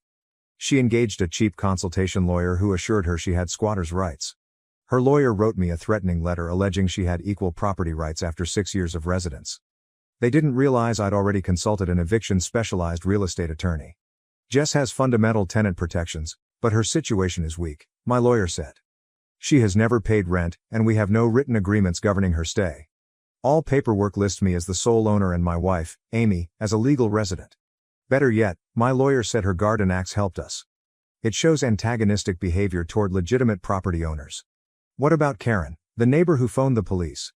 It seems she's generating more difficulty.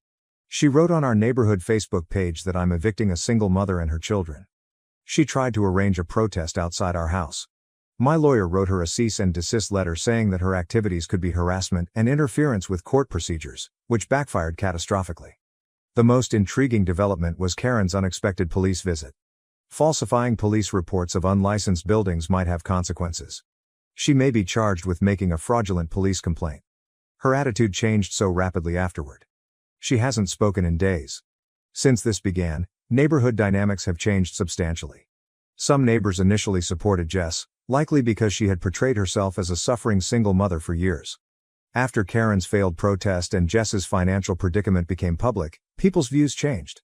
I was surprised to learn that Jess has worked part-time for 2 years while stating she couldn't afford to move out. My lawyer subpoenaed her bank documents for eviction, and she's been saving a lot, but not for moving out. She's been on exotic holidays with friends while telling me she's poor. When Jess played her last card yesterday, things got interesting. Her lawyer made a settlement offer to depart peacefully provided I gave her $10,000 in relocation help. They said she deserved recompense for her long-term investment in the property because she cleaned and maintained the dwelling. Perfect response from my lawyer. He sent a precise estimate of market rate rent for 6 years, utilities she never paid, property tax she never paid, maintenance expenditures I paid alone, and current legal bills. The total exceeded $100,000. In exchange for her prompt departure, he graciously waived these charges. Jess's lawyer suddenly lost interest in financial claims. Through this process, the family's reaction has changed. Many, including our mom, were initially conflicted. Most of them understood my viewpoint after seeing the garden incident police report and Jess's secret savings. Mother contacted Jess to say she was out of line. Jessica didn't expect the family to support me. That was a turning moment. All along, Amy has been really supportive. She's been helping me document everything, and she pointed out to me that the garden incident's security camera footage exposes Jess and Karen's behavior. This helped our legal case immensely. Positively, Amy's garden project is progressing on a different time frame. We recruited new contractors, the old ones didn't want to return, and work will begin when Jess leaves. Amy is working with a landscape designer to improve her plan. Kids are the only thing that bothers me. Jess is using them as emotional leverage because they don't comprehend. My nephew asked me yesterday why we no longer love them, presumably from his mother. Though it breaks my heart, I remember myself that Jess caused this. Although the 60-day notice period continues, my lawyer feels we're in a solid position. Jess's tenant rights claims have backfired. By identifying herself as a renter, she's also acknowledged me as her landlord, giving me additional legal right to evict her. Jess has started packing, but she's being subtle. I think she's finally realizing it, especially since she lost the family's sympathies. Fighting this would be costly and pointless, her lawyer undoubtedly told her. I'll update when things change substantially. I expect Jess to depart early to preserve face or stay until the last minute out of spite given the situation. Either way, we're ready. After seeing how quickly her legal threats failed, I doubt she will go that far. Update 2: Karen's legal issues grew. After the police investigated her bogus report, she faces minor charges. She apologized and asked us to withdraw the allegations, but the prosecutor continued. It appears she's done this with other neighbors. The most satisfying development was from our homeowner's insurance company. They pursued Karen for higher premiums and legal fees after learning about the garden incident and bogus police report. We're using her large payout to fund a better garden project than planned. Jess made one more desperate try 2 weeks before eviction. She tried to claim first possession, claiming half ownership from her 6-year residence. When our lawyer supplied the considerable record of her rent-free status and my constant ownership claim, her new lawyer, the third she's hired, quickly dropped that claim. Family dynamics have flipped in our favor. The cousins told us Jess had been conducting a modest online business from our house for a year, which she never acknowledged while citing financial trouble. She registered her business at our location but never reported the income. The authorities received this information. We hired expert movers and security on moving day to guarantee everything went properly. Jessica tried to stir controversy one final time by claiming she owned some of our stuff. Our lawyer briefed movers simply referenced our itemized inventory and photos from when she initially moved in to establish everything was mine. Her attempt to harm the house before departing sealed her destiny. She thought she was smart by loosening cabinet handles and poking tiny holes in window screens. She didn't understand that our new security system recorded everything. Our lawyer will undoubtedly sue her for damages using this footage. The hardest thing was kids. My nephew wrote a sorrowful note that he would miss his home on moving day. Jess never opened a savings account for her kids' schooling, despite her secret income. Eventually, they'll realize their uncle cared. Amy's garden project is underway. The contractors began work the day after Jess left, and the transformation is stunning. Our modest play area for neighboring kids will be supervised, proving we're not the villains Jess painted us as. The neighborhood's response to the truth is overwhelming. Many neighbors told instances of Jess's manipulation throughout the years. One elderly couple said she borrowed money from them monthly for the kids' medical bills. A lawyer is helping them collect those cash. Karen was finally humiliated when she defended her actions at a neighborhood association meeting. Another neighbor showed her interference and other disagreements. She was expelled from Neighborhood Watch and barred from community leadership. The house is quieter, organized, and ours for the first time. Repainted the walls, fixed Jess's damaged carpets, and put up my dream home office. With a complex watering system and seasonal flower rotation, Amy's garden is becoming a neighborhood attraction. The makeover is so spectacular that a local gardening group wants to include it in their annual tour. Our legal win was greater than expected. In the final court hearing, Jess's illicit commercial activities were highlighted. The judge was harsh on her using our address for business registration and taxes. The judgment upheld our eviction and awarded property damage and legal fees. The judge's closing statements about familial goodwill misuse were pleasing. Community opinion has changed drastically. The conflict originally kept our next-door neighbors away, but they recently organized a cookout and apologized for not addressing Karen's false tale sooner. They had comparable manipulation experiences with Karen and Jess, demonstrating a trend we hadn't understood. The most shocking part is how this experience has strengthened some family relationships and severed harmful ones. Our cousins, who revealed Jess's secret business, visit often. They've helped us document everything for legal purposes and supported Amy's garden initiative. Our mom is at peace with the outcome after initially struggling. She recently informed me that seeing Amy and I handle things with respect and legality taught her that tough love is sometimes needed. She now visits regularly to help Amy with the garden and enjoy our tranquil atmosphere. We received an unexpected letter from Jess's oldest child last week. He wrote to apologize for some of his move-related comments while staying with our aunt for the summer. It was written in his own words without his mother's influence, giving us hope that we may re-establish that relationship even if Jess remains estranged. The restraining orders against Jess and Karen were approved last month, adding security and peace of mind. The judge said our thorough documentation and security footage made it one of the best prepared cases she has seen. Our lawyer's final report had intriguing figures.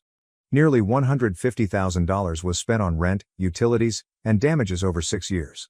A large percentage of this cash was awarded in the judge's final order, although we doubt we'll see it. But having the judgment on record feels good. I regret condoning Jess's actions for 6 years, but terminating it was right. Sometimes doing the right thing involves being someone else's villain.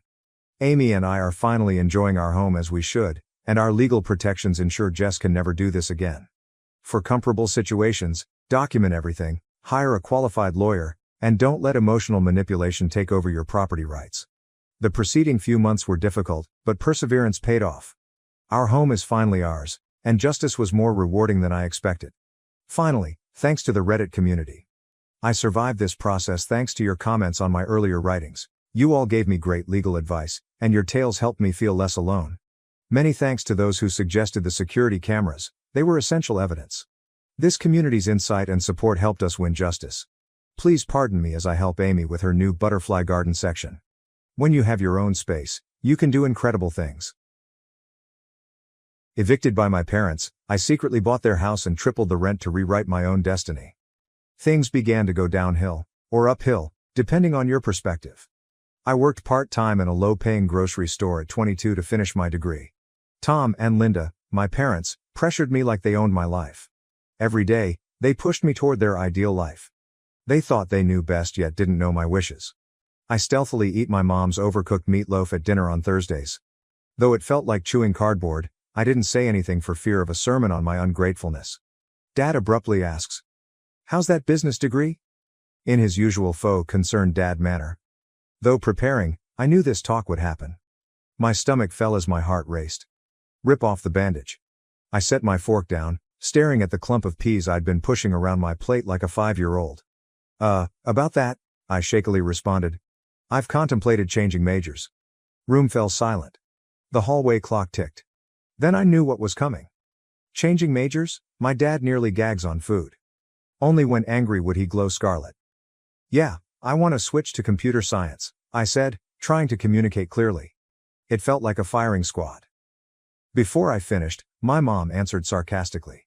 Jake, thinking never been your strong suit, she joked, smiling tightly. We all knew it wasn't. She often jokes pretending to laugh. Sat there swallowing rage. I wanted to yell at them and tell them they were wrong, but I knew better. There would be more ranting, and I didn't want an argument. Dad continued. His fork shook the plates as it hit the table. Computer science, are you crazy? Business makes money. That foolish hobby is ruining your future. Tried to explain. It's not a pastime, Dad. Like it and think I can do well. You think? He disconnected again. Passion costs nothing, Jake. You're reckless. Think forward instead of doing what you want now. My mom agreed, feeding the fire. No more childhood. Don't play with your future. They didn't care about my wishes. As a project, any deviation from their design meant ruining it. Nobody considered that I might know what was best for me. After dinner, I collapsed on my bed after slamming the door. Like a burden on my chest. Calling Ashley on my phone. She alone understood my condition. How did it go? She asked, knowing the outcome. Like a freaking disaster, I murmured, rubbing my eyes. I told them, and they went berserk. Like I told them I was skipping off to join a circus. She responded by sighing. Jake, defend yourself, your life, not theirs. You owe nothing. Yes, but they're my parents. Not that easy. I get it, she muttered. But Jake, you're 22. No more childhood. Own your life or they'll run it for you. While staring at the ceiling, I realized she was right. I should act like a grown-up.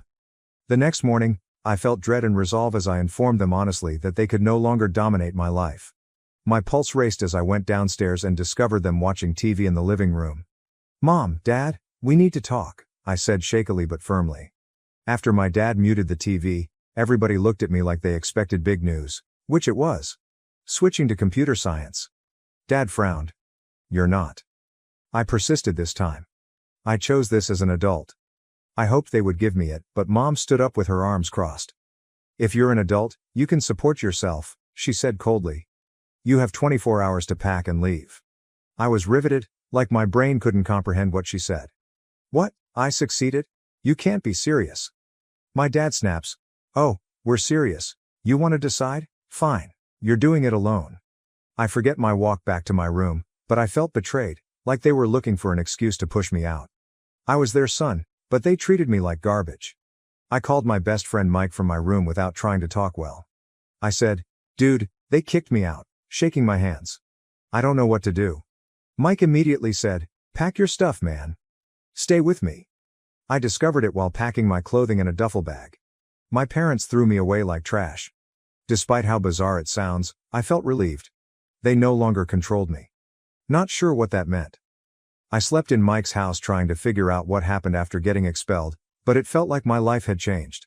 From fighting with my parents about my major to being homeless felt unreal, like someone else was experiencing it. I didn't mind Mike's one-bedroom apartment that smelled like stale pizza and exercise socks because I had a roof and a friend who wouldn't ask me to leave. I couldn't crawl to my parents for help because it was too cramped. Every movement made Mike's old couch rattle where I slept.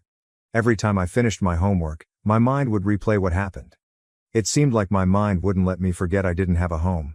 My savings were draining fast, and I needed to work more. I couldn't balance 2 jobs, school, and life decisions.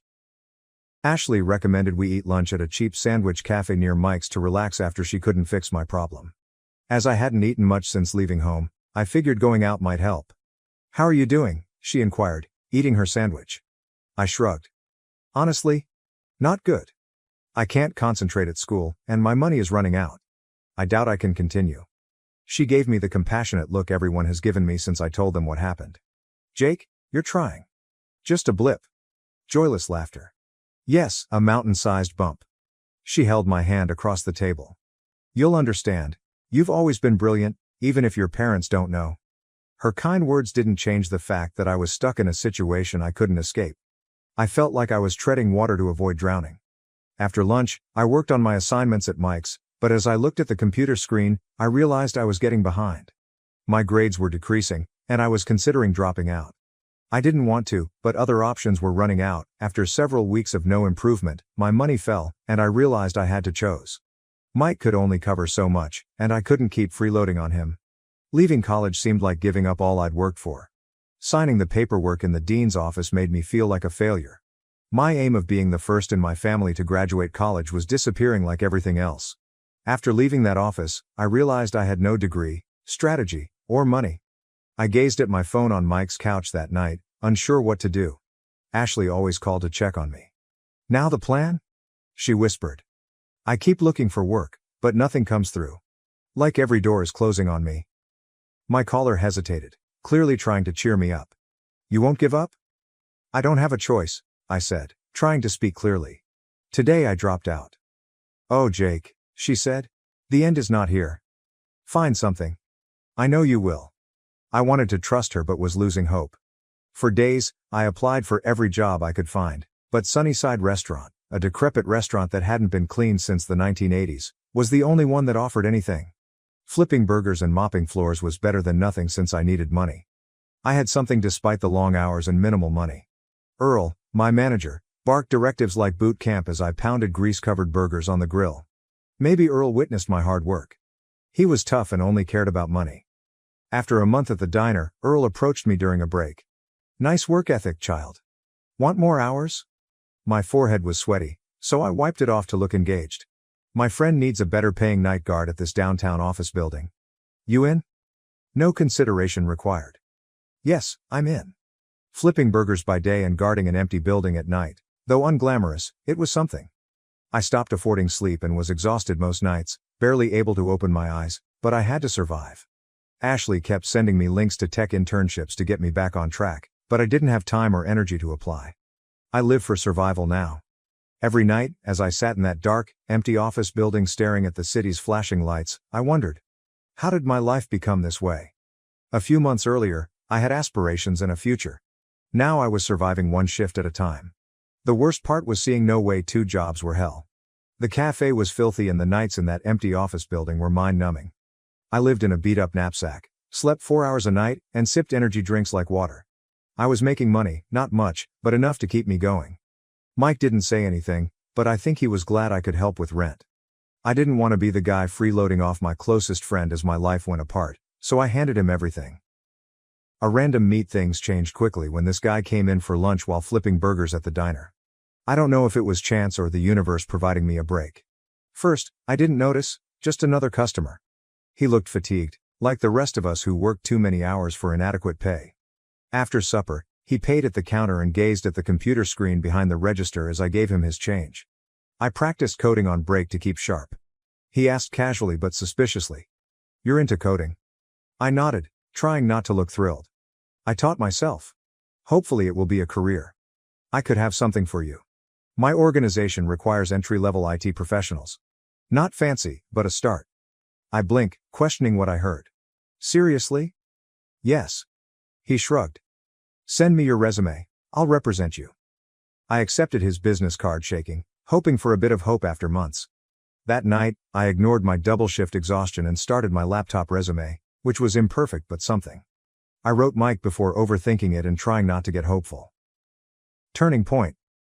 After a few days, I believed he was being nice and I wouldn't be called. One afternoon, while working my night shift in that dreary, abandoned office building, my phone buzzed. It was a company email. I hesitated to open the screen before responding with an interview invitation. It was shocking to go from flipping burgers and guarding vacant buildings to perhaps working in IT. I rode the bus to work after stealing Mike's fine clothing and joining a modest, unassuming business that appeared like a new planet after a basic interview. Trevor from the diner greeted me at the door and introduced me to Tina, his supervisor. Tina was fierce but fair. I informed her I had self-taught coding and IT without a degree. She was first disappointed by my small efforts, but she then asked me to fix a technical issue promptly, which I had never done. I panicked, but then I remembered all those late evenings I spent training and coding challenges for fun. I exhaled slowly and worked, trying not to feel pressurized. After I finished, Tina nodded and gazed at Trevor without saying much. She said, "He's got potential, give him a shot." Despite feeling like my heart was ready to explode, I tried to stay cool. New beginning the following week, I started as an entry-level IT person. It wasn't glamorous, but I didn't care. For the first time in months, I wasn't selling burgers or guarding scary office buildings at 3 a.m. I was doing something I enjoyed for the first time in months, and Tina and Trevor patiently taught me and encouraged me to study. Not being held hand through everything was perfect. To prevent losing this opportunity, I worked at the startup all day and went to the diner or office at night. Sleep was rare, and most mornings I felt like a car had hit me. I couldn't have survived without Ashley, who gave me job leads and checked on the startup. She reminded me that I was building something for myself when I felt like I was falling apart. After months of beating, I broke. I couldn't work 2 jobs and be sane, so I quit. Earl was sad but understood. "Good luck, kid," he said earnestly. "You work hard. You'll be fine." It was amazing to leave the diner. I worked security nights when I wasn't at the business, but I wasn't burning out as fast. Over time, I dedicated every free moment to IT, acquiring new skills, performing projects, and absorbing knowledge. I was constructing something genuine, mine. I wondered if I was following a pipe dream, but every time I overcame a challenge or solved a problem that had stumped me for hours, that spark returned. Long missing fire. It took time for me to see my future again. I wanted my future, not my parents'. First time in years, that was enough. Some months into the new job, things felt different, not bad, just different from what I had felt in a while. Finally doing something I liked. I wasn't going to a dead-end job. Code and fix it were fun, but not glamorous. Get something I worked hard for. Tina went to my workstation one afternoon while I was programming. I loved her directness. She said, "Jake, I've been following your work for months. You have promised yet are holding back." I glanced at her, shocked. "Holding back? You mean what?" She crossed her arms and looked like she knew the answer but wanted me to say it. "You're talented, but you're cautious and adhere to familiarity. You lack risk-taking and pushing. Being comfortable is good, but comfort doesn't work in business." I was unclear what to say. She was right, I was doing the work, but not well. After everything, I was grateful to be stable and not mess up. Tina replied, "Look, Jake, you're good, but you need to improve to stand out. Try scary projects. You grow that way." I nodded, still understanding her words. This wasn't my parents' counsel to quit wasting my ability. This individual saw it and encouraged me. I followed her advice and volunteered for harder jobs I wasn't sure I could handle. I occasionally felt overwhelmed, but solving an issue was worth it. Tina handed me a big client job. I was scared since it was more responsibility than I'd ever had, but I was excited to prove I could do it. After weeks of late nights, weekends, and free time to perfect the project, I felt like I had run a marathon. I was exhausted, but I felt stronger. Several days later, Tina invited me into her office. I sat down, anxious about making a mistake. She acted swiftly. "Jake, your client liked your work. Every suggestion you made is being implemented." Unknowingly, I exhaled. "Really?" She nodded with a little smile. "You did great. Keep going and you'll succeed." Leave her office and I felt 10 feet tall. I thrived for the first time in forever and saw a future of building instead of scraping by. As I pushed harder, I understood how much I was holding back, not only in my career but in life. This cloud lifted, and I could see what I could do if I stopped afraid. Mistakes were inevitable, but they taught and progressed me. Ashley was always supportive, but she suddenly seemed proud of me. Instead of grumbling about my poor work or money, I'd talk about my new project or something fantastic I learned at dinner. She'd listen, Really listen, like she could see I was on my way. After a long week at work, we sat on her couch one night. I was exhausted but happy. She smiled. She said, "I always knew you'd get here. Maybe not as planned, but you're doing it. You make it happen." I didn't know how to answer. She was with me through the worst, when I didn't know whether I'd make rent or where my next salary would come from. She made me feel safe and valued. Hearing her say that, I understood how lucky I was. "Thanks," I said forcefully. "I don't think I'd have made it this far without you." "You would have," she laughed, shaking her head. "A push was all you needed?" She may have been right, but her presence helped. Then things got better. I took on more duties and improved, and others noticed. Every time I finished one of Tina's harder assignments, I felt more confident. For the first time in years, I felt secure. I stopped security and wasn't making much money, but I wasn't afraid about my next meal. Tina summoned me into her office again one afternoon. I expected another extravagant project, but she had a serious look I hadn't seen before. She said, "Jake, I want to talk to you about your future here." Calmly but directly. Unsure of the direction, I arched an eyebrow. "Okay." She reclined in her chair. "You've done well in recent months. I think you're ready for more. I wish to make you full-time." After she started, I sat there trying to process it. Full-time? The dream? No more juggling jobs or scraping by. I don't even know what to say. I smiled. Smiled, just say yes. Yes, I did. After leaving that office, I felt lighter.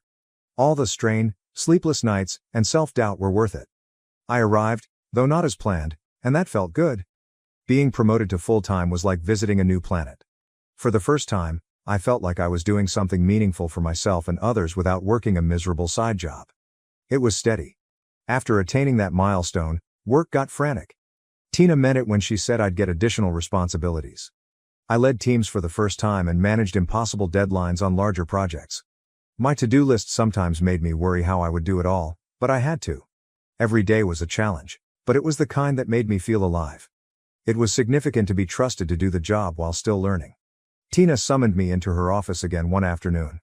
Every time she did, I felt like I was in school waiting to pass or fail a test. She looked serious, and I wondered if I'd done something wrong. She added, "Jake, I've got another project for you." Pushing a folder over the desk. I took it and flipped through. The new customer was a big company modernizing its IT infrastructure. Bigger than anything I'd done before. My stomach flipped when excited and scared. "This is a lot," I said, trying to seem confident but not arrogant. "I think you're ready." Tina nods. "I need you to guide the organization through this major undertaking." "Guide it?" I was shocked. I worked hard, but heading a project looked advanced. I said, "I won't let you down," feeling her faith. "I know you won't," she said, smiling briefly. Next week was my busiest. I worked nights and weekends at work making sure everything was fine. My staff was excellent, but I couldn't let anyone down under pressure. Ashley was wonderful, although I was rarely around and a zombie. She brought takeout to work, sat with me, and reminded me to take breaks. "You're going to burn out if you don't slow down," she warned. I adored this idea and thought it would change my career and life if I succeeded. I had to prove myself, not Tina or the firm, that I could handle this. I barely slept the night before the client presentation, mentally double and triple checking everything to make sure there were no loose ends. I felt like all my tension and anxiety from the year had built up to this moment, and I was about to do something significant. The next morning, I entered the boardroom to find the clients in suits and ties looking serious. I put up my presentation to calm my nerves, but it seemed like my career hinged on this meeting. Tina sat at the head of the table, watching me. I breathed deeply, comforted myself, and started the lecture. I stumbled over a few words and slides, but I answered their questions, explained the idea, and showed why they required this update. During what seemed like an eternity, no one talked. They scanned the documentation and whispered. My stomach flipped, and I half expected them to take everything apart. The IT department chief said, "This looks good," nodding. "We'll proceed." I was astonished and wanted to jump up and fist pump like a fool, but I nodded like it was just another day at work, yelling with joy. Tina took me aside after the meeting. "Great work," she said, beaming. "You've earned this." Her praise or the fact that I finished my largest assignment hit me harder. I felt like I'd passed an unseen finish line. After months of work, I left the office that night, relieved. I didn't care that I'd probably be back there in the morning working on something else. For the first time in a long time, I felt like I was where I should be. On my way home, I excitedly called Ashley. "We did it, babe. The presentation was well received. We're proceeding?" Pride showed in her laughter. "You would, I knew. So proud of you, Jake." Hearing that made it real. I wasn't the lost, fearful kid who'd been kicked out of his parents' house. I'd built something for myself on my terms. There was less uncertainty about the future. I thrived, not just survived. And that feeling? It was all worth it. I went from struggling to excelling in IT a few years after that big job assignment, and I was surprised when I started my own firm. After working for a while, I had a good reputation, saved money, and made connections, so I was ready to jump. Starting my own business was hard. There were restless nights, countless paperwork, and constant worry that everything might fail. I felt this was my calling, so I kept going. I got contracts, built a small but solid crew, and the company took off. After 2 years, we made more money than I expected. I didn't serve burgers or protect vacant buildings. I grew my firm every month. I had built it. Ashley and I contemplated buying a house when my company took off. After years of renting, we wanted our own home. We looked at ads, attended weekend open houses, and fantasized about our ideal home. Seeing my boyhood house, which my parents still live in, for sale prevented me from surfing real estate sites. I was surprised to discover their house for sale. I hadn't spoken to them in years and didn't follow their life. I clicked on the advertisement to learn more. Their landlord had sold the property at a discount compared to surrounding homes. I suddenly had a crazy idea. Buy the house. Who buys their parents' house after eviction? It seemed petty, but I could, but they didn't know I had money or was considering buying a property. This could be my chance to reclaim control over a situation that had kept me powerless for years. I called my realtor and placed a bid without hesitation. It was inexpensive, and I had the money to accomplish it. A few weeks later, the purchase closed, and I acquired my childhood home. Now things get interesting. The property manager called me the day after the deal. "The tenants are asking to meet the new owner," said. "They want to discuss the rent and some issues they've been having." I grinned internally. Good things were coming. Not telling them, I told property management to make the appointment. The plan was in my brain.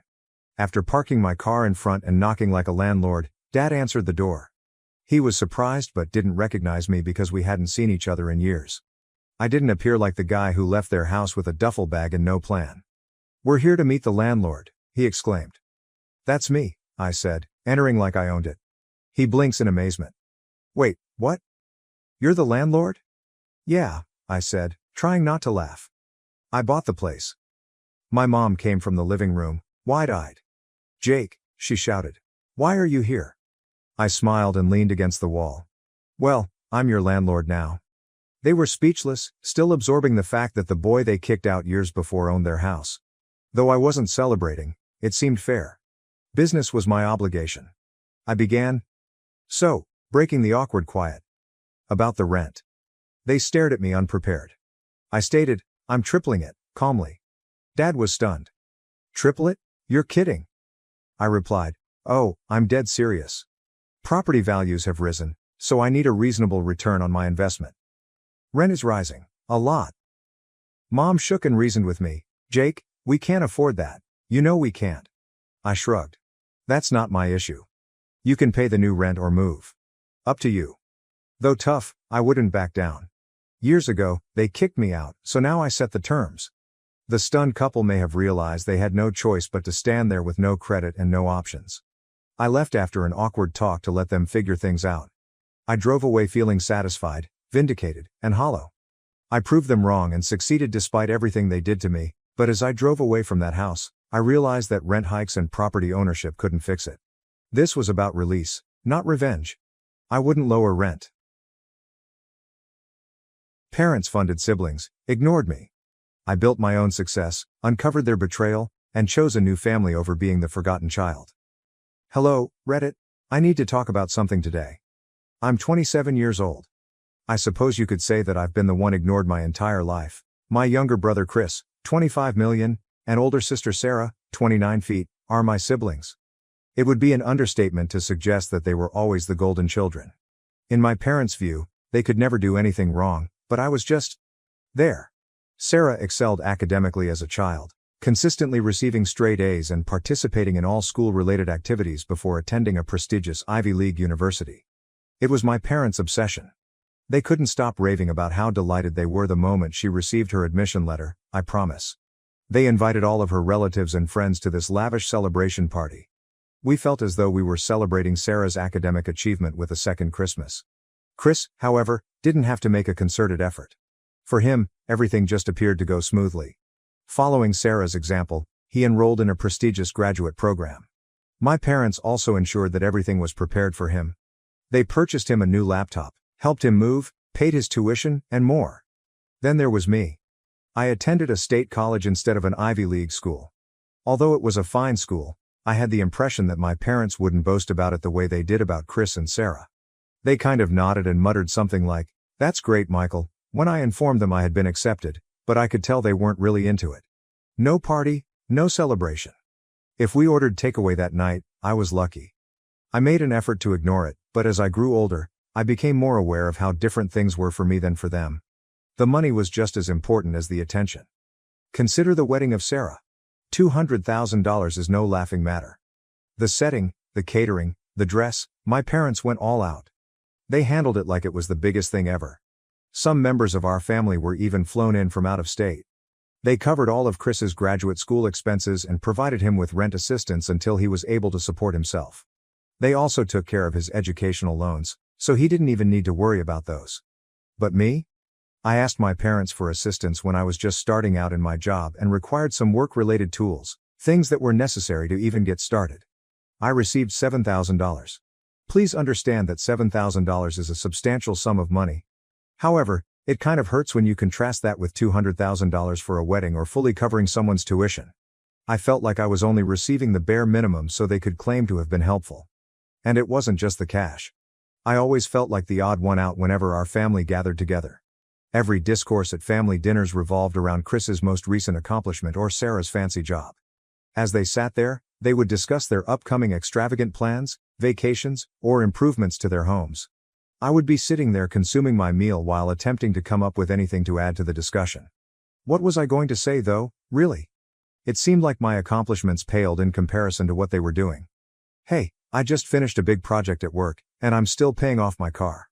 One dinner in particular, perhaps a year ago, comes to mind. As was customary, the topic of conversation shifted to Sarah's most recent travel plans as we were all seated around the table. "Oh, we're going to Europe for a few weeks," she revealed nonchalantly as she sipped her drink. "It's just so nice that Mom and Dad are able to help out with the expenses." Chris added his voice as well, discussing some of the wedding expenses that were paid for. In a casual tone, he remarked, "I honestly don't know what we would have done without that $200,000. Emily immediately burst out laughing, saying, "Thanks to our parents covering everything," expressing her relief that the tuition hikes had no effect on her. They seemed to be hammering their words into my head as I sat there attempting to concentrate on my plate. It wasn't just the money. I had to work for my advancement and take out loans to make ends meet, whereas they had their futures handed to them. They pretended not to have to worry about it, but every dollar seemed like a fight. The worst thing? I wasn't even included in the discourse, yet nobody appeared to notice.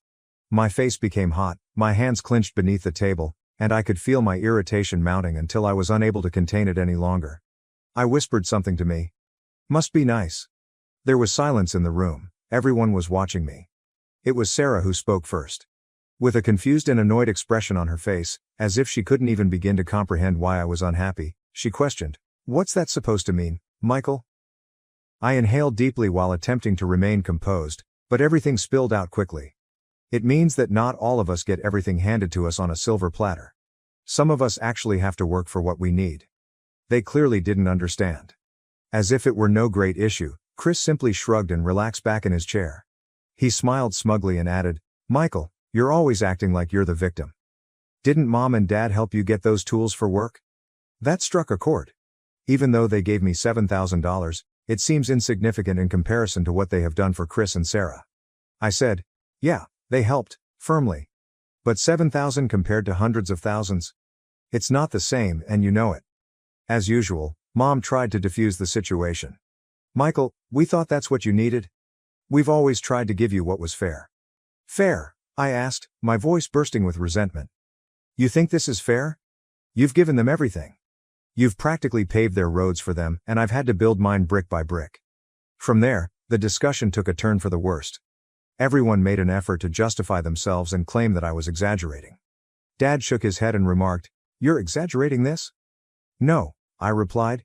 "You gave me the minimum. That's the part that hurts the most. You didn't care about what I wanted, only what you thought was enough to keep me quiet." It was more than I could handle.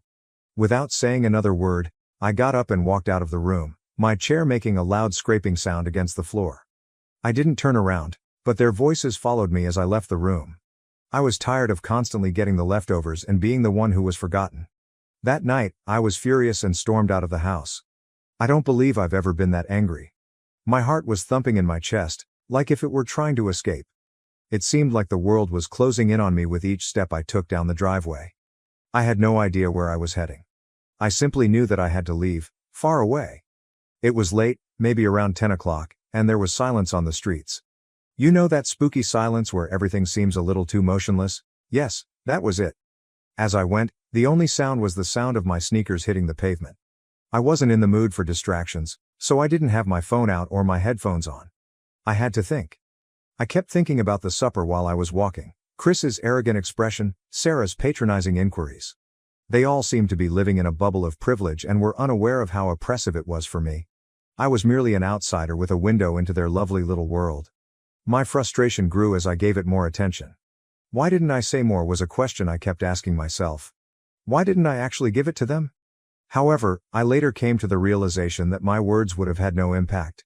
Talking to a brick wall was like that.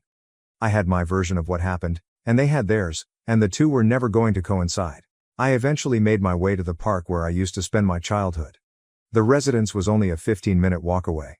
Some trees kind of obscured an old bench and a spot next to the playground.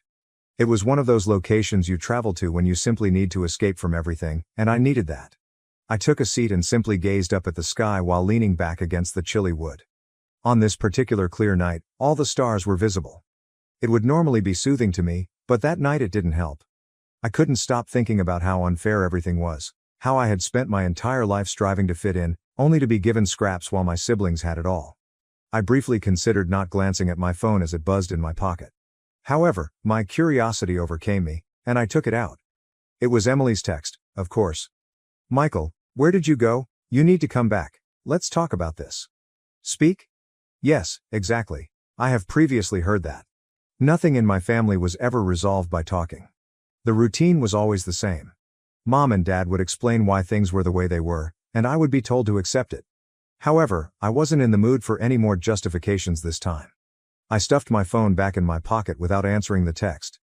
I began to mentally review everything as I sat there, including the years I had been ignored and the times I had felt like an afterthought.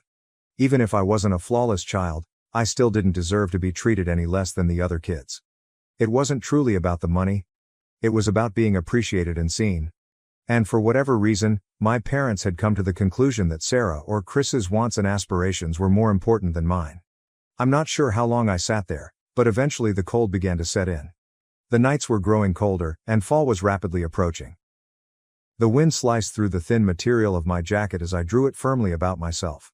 I considered going home, but the notion of going back inside that house and confronting them after everything that had transpired was too much to take.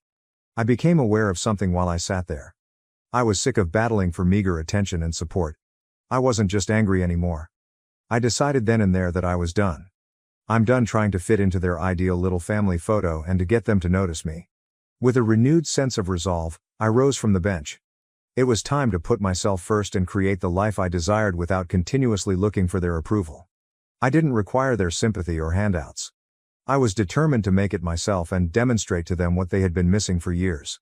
I experienced an odd mixture of relief and melancholy as I made my way back to my flat.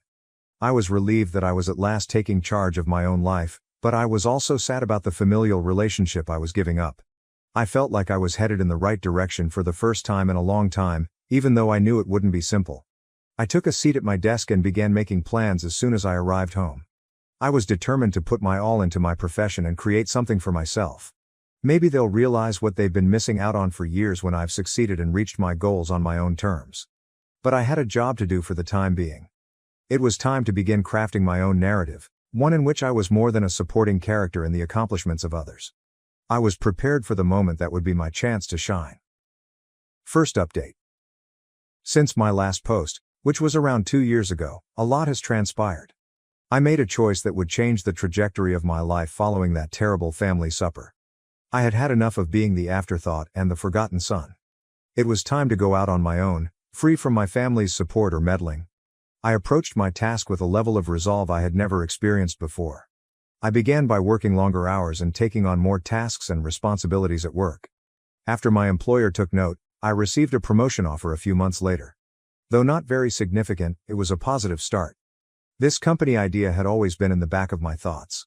I now concluded that the moment had come to turn it into a reality. I planned, saved, and researched whenever I had free time. I reduced all of my expenses, including eating out, buying new clothes, and taking trips.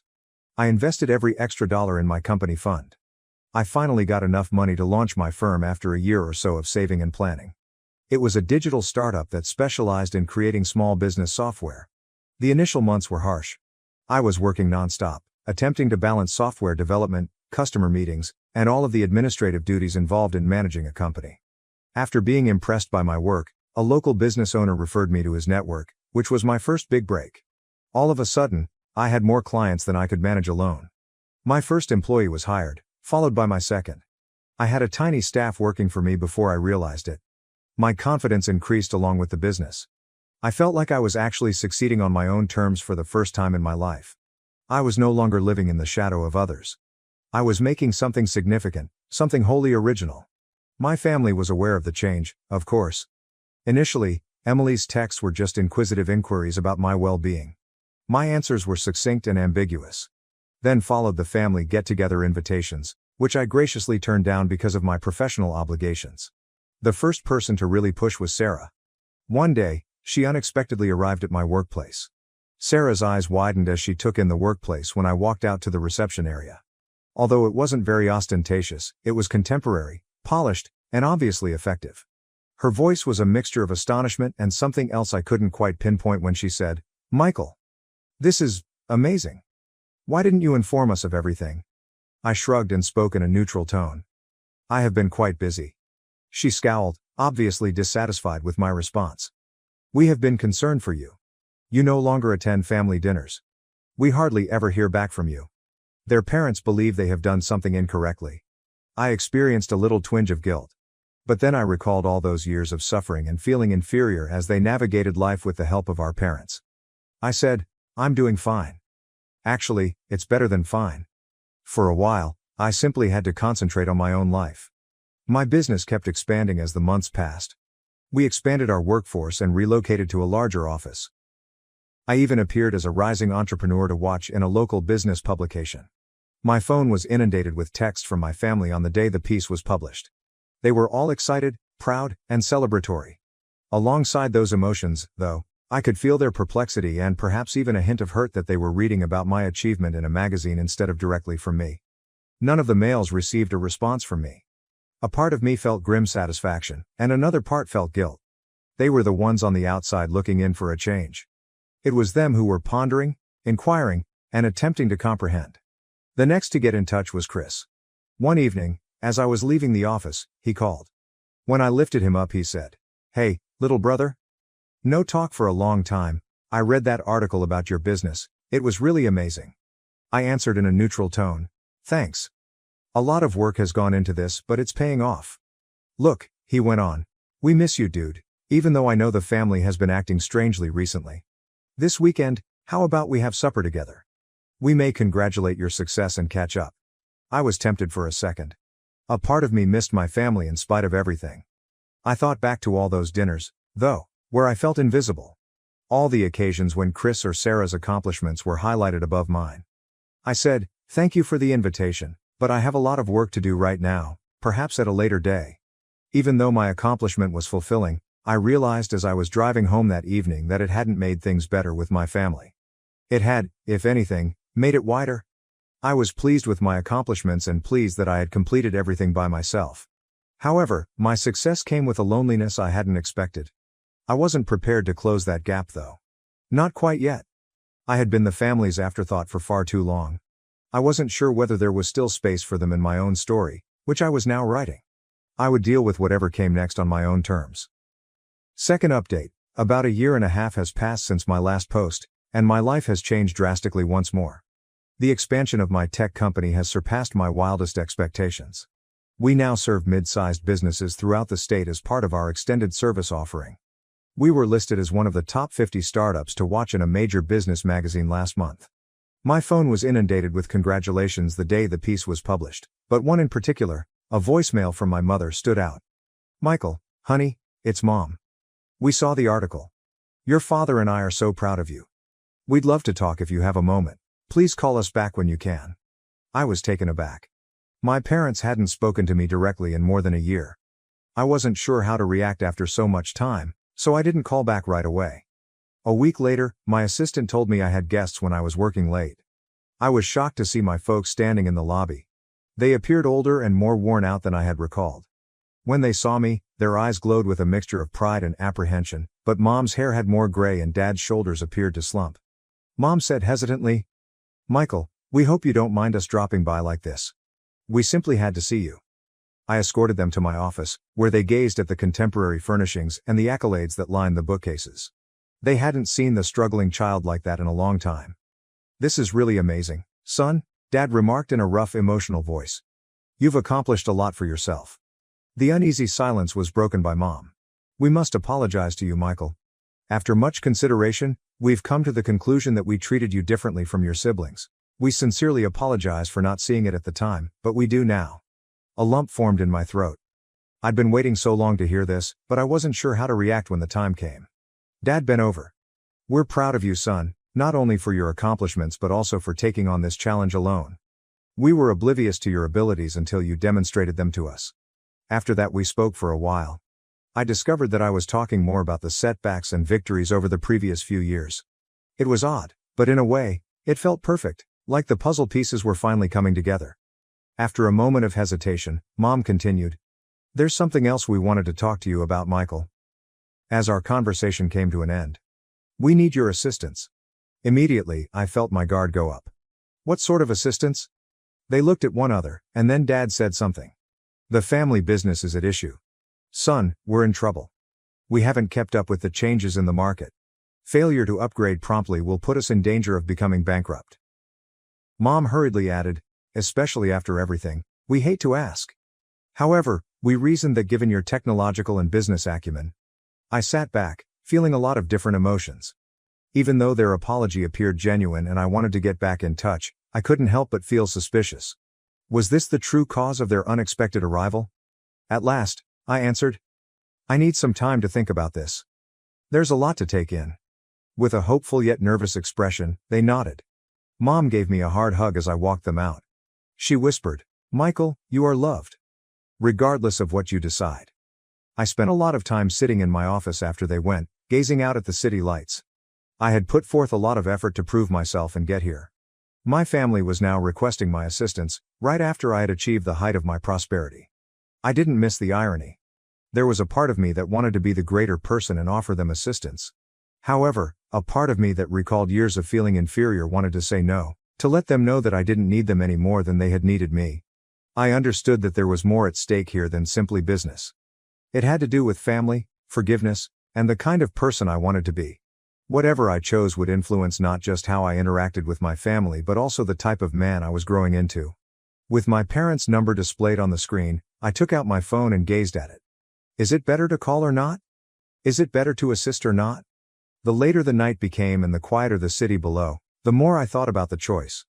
Reddit, what would you do? Do I still owe my family anything after all of this, or is it time to put this chapter behind me for good? Third update. My parents requested assistance with their failing business a month ago. I hired a private investigator since something wasn't quite right. I was shocked by what I found. Instead of failing, the family firm was doing quite well. They had recently landed a big deal. However, it wasn't all. Financial deception spanning years was discovered by the investigator.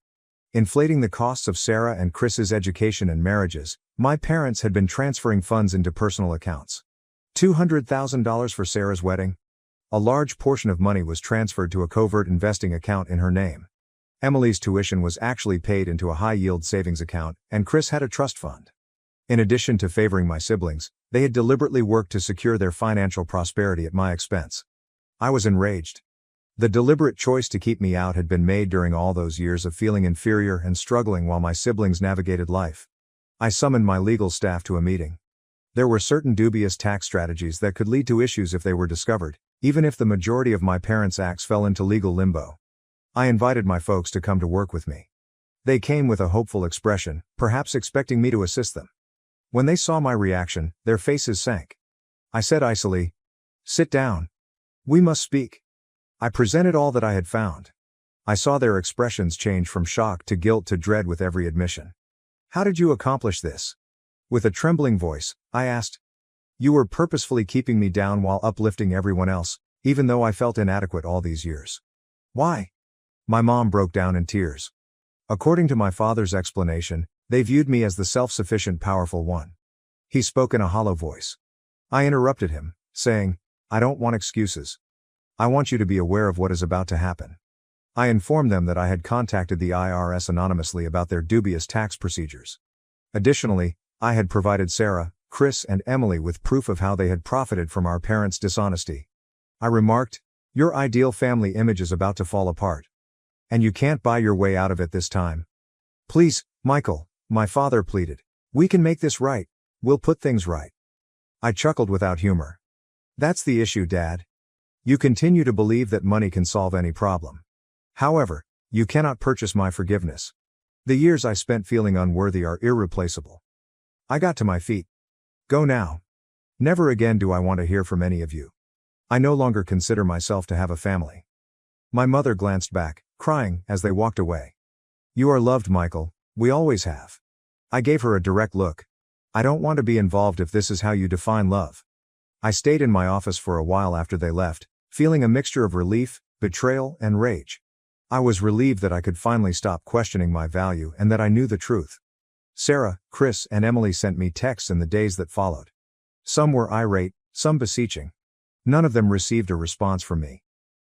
With fresh energy, I pushed myself back into my work. My business kept expanding, and I discovered fulfillment in coaching aspiring business owners from comparable backgrounds. 6 months have passed since that altercation. The pain of what I've lost, or rather, what I never truly had, still aches on some days. Mostly, though, I feel liberated. Free from the burden of attempting to convince others of my value when they never intended to. I am aware that some people may believe that I was too severe and that the family deserves forgiveness. However, I've discovered that leaving poisonous relationships, even ones that include your own blood, can occasionally be the healthiest course of action. To everyone who has ever felt like the odd one out, know that your value is not based on how your family views you. You possess the ability to craft your own narrative, generate your own achievements, and locate those who will appreciate you for who you are. For my part, I'm concentrating on creating my chosen family, which consists of friends and coworkers that encourage me, share in my accomplishments without feeling envious, and support me during difficult times without keeping score. Regardless of our backgrounds or experiences, let's celebrate fresh starts, chosen families, and creating our own narratives. We have the power to influence the future, and I'm eager to see where that takes us. Called off my wedding after my fiancé allowed kids but banned my daughter, blaming her for ruining our engagement party by being ill. Earlier this week, Addison, 40 degrees Fahrenheit, and I, 38 degrees male, were about to tie the knot, but I abruptly called it off. For the previous 3 years, we had been together. Everything was going well until we got engaged, which was around 6 months ago. When we started talking about who we wanted to invite to the wedding, things started to go south. Naturally, I wanted my daughter to be present because I have one. Addison, however, was very clear that she did not want any children present at the wedding. Given that she has 2 children of her own from a previous marriage and 6 nieces and nephews with whom she is very close, this was an odd position. Given that the majority of those we invited were also parents, I couldn't understand why she didn't want any children at the wedding. At first, we argued about it a lot, but I finally gave in. I grudgingly agreed to keep my daughter away from the wedding, provided she didn't invite any children from her side of the family. To put things in perspective, my daughter is 14 years old, so she is not even a little child. However, Addison was unaffected by that. She informed me that she wanted a stress-free wedding and that she didn't want any exceptions, even though she loved my daughter, her own children, and even her nieces and nephews. She said that by making exclusions, she didn't want to alienate anyone who had children. I was really angry about it, but I reasoned that because she had already made up her mind, there wasn't much I could do if she really wanted a wedding without children. The actual wedding was going to be small, just a few close friends and family would be coming, and we would be being married in my parents' backyard. I decided to let it go after reasoning that the kids wouldn't be missing out on much fun. Just a few days prior to the wedding, everything changed. Kate, Addison's younger sister, emailed me while I was at work. She was requesting approval for the email, which included pictures of her 2 daughters wearing wedding-appropriate attire. I was initially perplexed. Then I saw that Kate had sent the email to our shared wedding email address, which we had set up especially for vendor communications and RSVPs. It was too late when I realized it must have been an accident. I had previously viewed and captured a screenshot of the email. I tried to check the email again a few minutes later, but Addison had already erased it. I had finally figured out what was going on by that point. Addison had claimed that there would be no children at the wedding, but in reality, she was planning to invite her own children as well as relatives and nephews, but not my daughter. I was incensed at her dishonesty. That day, I didn't say anything as soon as I got home from work. I acted as though nothing was wrong. Addison was being a little odd at first, perhaps because she thought I had read the email and figured out what she was doing. However, Addison calmed down and resumed his typical behavior once I kept everything a secret. I knew she was planning something behind my back, and this was around 2 days before the wedding. I therefore made the decision to ask my daughter about her feelings on Addison. Even before I proposed, I had discussed this with her, but since I was really reconsidering the wedding, I felt it would be best to have another conversation. In retrospect, I'm really happy I took that choice. My daughter told me that Addison had always been kind to her prior to the engagement. But after that, something had changed. My daughter clarified that she hadn't brought it up sooner because she didn't want to spoil my happiness with Addison after witnessing it. Addison, however, had been acting strangely toward her after the engagement. Addison behaved completely differently when I wasn't there whenever she came to visit. My custody agreement states that I get to spend half the month with my daughter, which is a substantial amount of time. When I got home from work, my daughter claimed that Addison would activate the charm, but she ignored her the rest of the time. Prior to the engagement, this wasn't the case. It was unexpected and disheartening to hear this.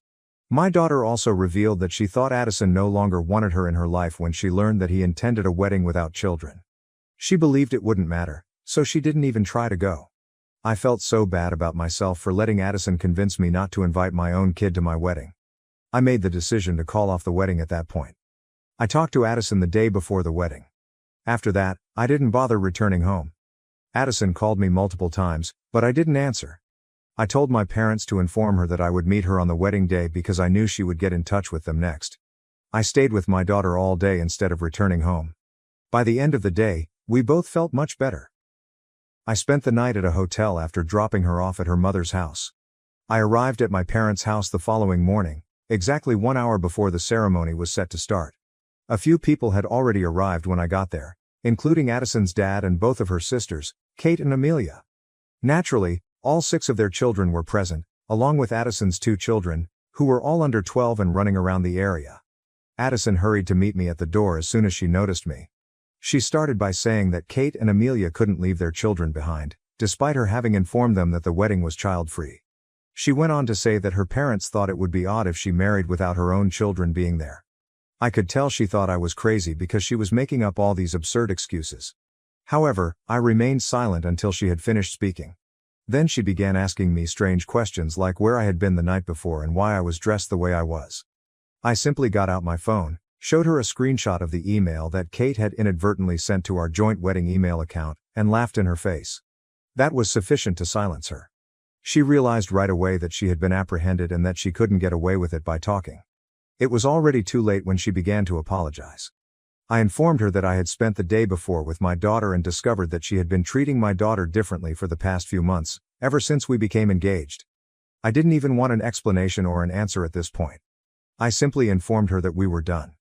She clearly did not value my daughter, therefore I made it clear that I would not marry her. I had never treated her children any differently than I had my own, so it was very painful. However, I didn't believe it was a good idea for us to get married because it was obvious that she didn't really value my family or me. I spoke up and didn't wait for her to answer. I simply left. I didn't turn around even though she was shouting for me. I had nothing better to do, so I got into my car, drove to a hotel, and napped for a long time. My phone was inundated with texts when I got up at lunchtime. Addison's family was unhappy, and everyone who had been invited to the wedding was perplexed. However, I was unable to care. I gave my friends and family a quick rundown of the circumstances and then let it go. I visited my daughter later. I informed her that I intended to spend more time with her and that I had canceled the wedding. I acknowledged that, without even recognizing it, we had begun to drift apart during the previous few months. She used to come to me right away if she had a problem with someone, so I realized something was wrong. She hadn't spoken, though, with Addison. At least we were able to work things out even if we both were a little emotional. Speaking of Addison, that's where I've been having trouble. 5 days have passed since the day we were meant to tie the knot, and by now, almost everyone is aware of the reason I called off the wedding. Her dishonesty was just as much of a factor as the way she treated my daughter. Being dishonest is, in my opinion, a major deal breaker in any relationship. I've already been cheated on twice, and I can tell you that it always begins with a simple fib. She believed that she could get away with telling such a large falsehood. I don't believe that canceling the wedding at the last minute was incorrect on my part. Yes, it was sudden and rude, but considering that she had intended to surprise me with the kids at the last minute, I believe it was reasonable. Her family feels I'm being harsh and is angry that I didn't offer her an opportunity to clarify. Addison has been contacting me constantly, as has the rest of her family. Addison's only justification is that she had good reason to invite my kid, but she couldn't beg me not come. She also finds it quite offensive that I didn't think our relationship needed at least a chat before terminating it in that manner, even after we had been together for so long. She has stated that she will discuss her reasons in person, but she has not disclosed them. How she could possibly defend her decision to not invite my daughter to our wedding is beyond me. To the best of my knowledge, she and my daughter have never had any problems together. I still believe like I ought to have talked to her first though. I've been feeling guilty for the past few days, and I'm not sure why. I believe that rather than acting as though everything was all right up until the last minute, I ought to have been honest with her. I should have gone right home from work and addressed her the day I learned what she was planned. I could have prevented a lot of the drama that is going on now if I had done that. I've been bothered by the fact that I feel like a bit of a jerk for not handling things better. Am I the jerk for abruptly calling off the wedding and not talking to my fiancé? First update. 3 days have passed since I posted, and I'm still at the motel. I contacted Addison today and informed her that she needed to vacate the house right now. Since it was my house before she moved in, I believe it is only right that she must depart now that we are done. She has till the end of the month, in my opinion, to find a place. Since sleeping in a hotel isn't a practical long-term solution, I intend to crash with a buddy until then. I feel much better about my choice aside from that. My friends have encouraged me that, in the end, I made the decision to become a father because it is what I value most.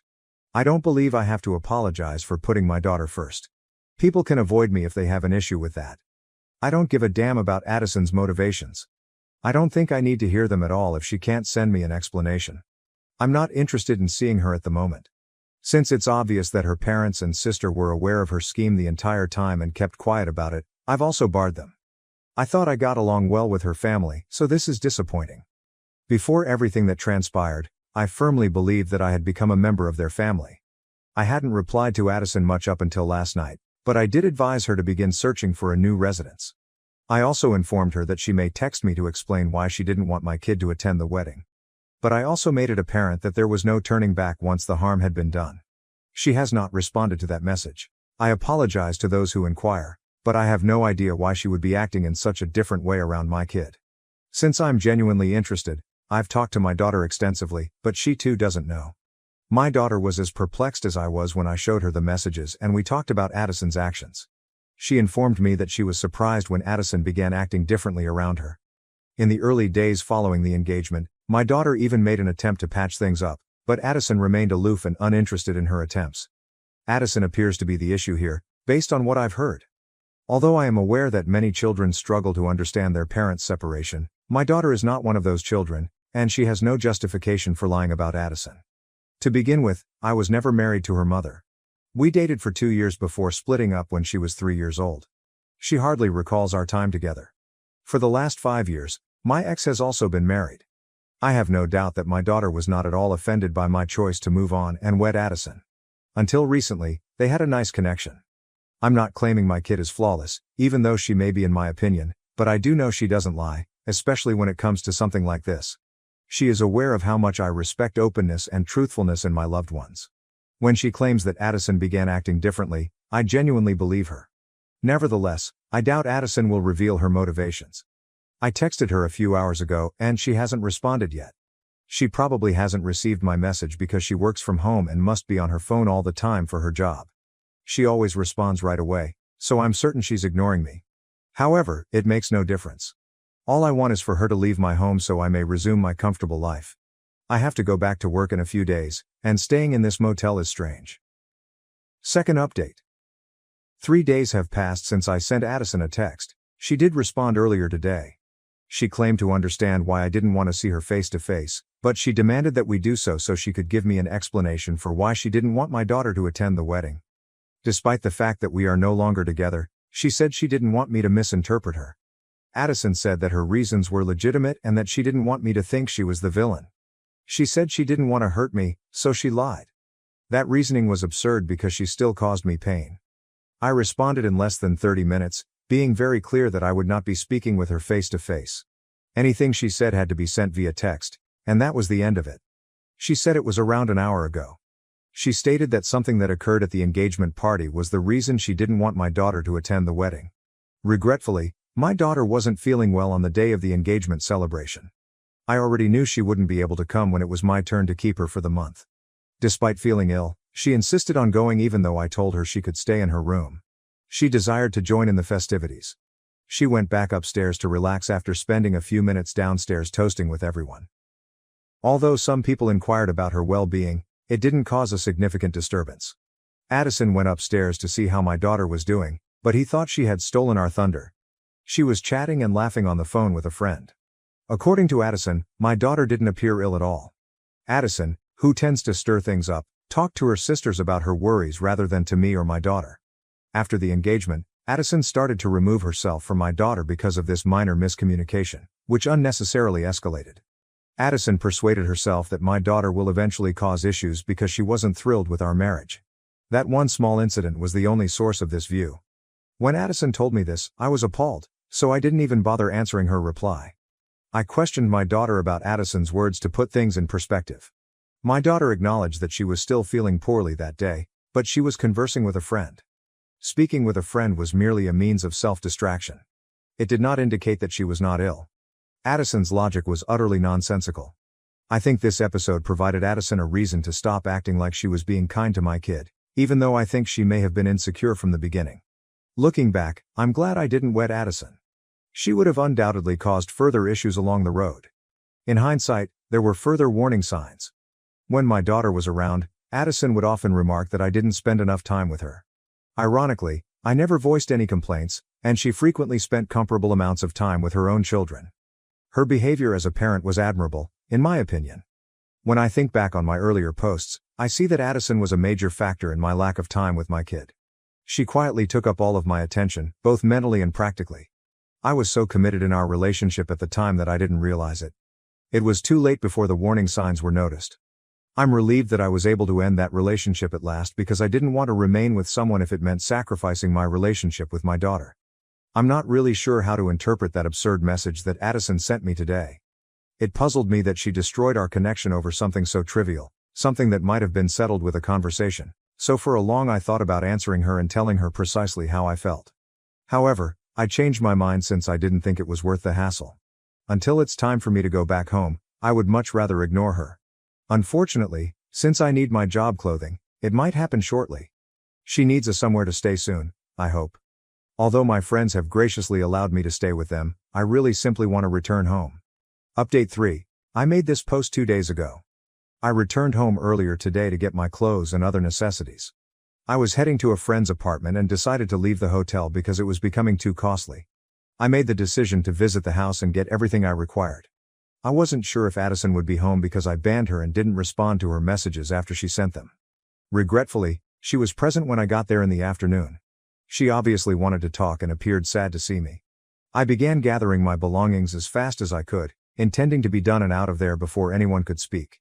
I urged her to start looking for a place so I could move back in as I was ready to leave. She apologized profusely and followed me as I made my way to my car. She claimed she shouldn't have lied or made such a huge deal out of the engagement party event, and she acknowledged that she felt awful about what had transpired.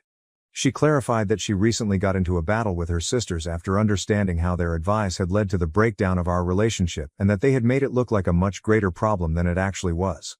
Addison pleaded for another chance, saying she would improve her connection with my daughter and me. Hearing her plea made me sad, but it was too late. When I got to my car, I informed her that although I could relate to her feelings, my kid was the most important thing to me. I had a duty to act morally toward my daughter. Addison was clearly about to cry, but I didn't want to deal with it. I drove off after saying a brief goodbye and reminding her to find another home. It was far more difficult to see her in person than it was to text her, even if I felt like a bit of a jerk for leaving like that. I don't regret anything though, it had to be done. I'm staying with a friend for the time being with the hopes that Addison will find somewhere else within the next few weeks. After she leaves, I can return home and carry on with my life, or whatever normal will be going forward. Although it may take some time to get over this, the bright side is that my relationship with my daughter is stronger than it has ever been. Our relationship has returned to its pre-engagement state. There are no secrets between us. She tells me everything about her life once more. Seeing her chat eagerly about her school day over our FaceTime today made it all worthwhile. In a few weeks, we even have a beach vacation planned. I think I could use the break, so I've invited some friends with children her age to come along. Although the last few weeks have been difficult, I have optimism for brighter times to come. After my stepdaughter's passing, I found my husband and his ex-wife in our bed. I chose to cut all ties and start anew. Original post. My stepdaughter Becca, 14F, died 4 weeks ago. I've been in her life since she was 7 years old. We were extremely close. My husband Derek, 40 million, his ex-wife Sam, 38 feet, and I, 35 feet, get along very well. There has never been an issue in the 7 years that I've been with Derek. Sam has always been kind to me. She didn't even care that Becca called me mom, too. Right after Becca's passing, Sam had so much anxiety and depression that she was unable to be by herself. She has no family besides us, so we invited her to stay with us. Sam hardly leaves the house. She mostly just sleeps in Becca's room, which is completely understandable. I always tell her that I'm here if she needs me and that I want her to take her time grieving and that there is no pressure to go back to her home.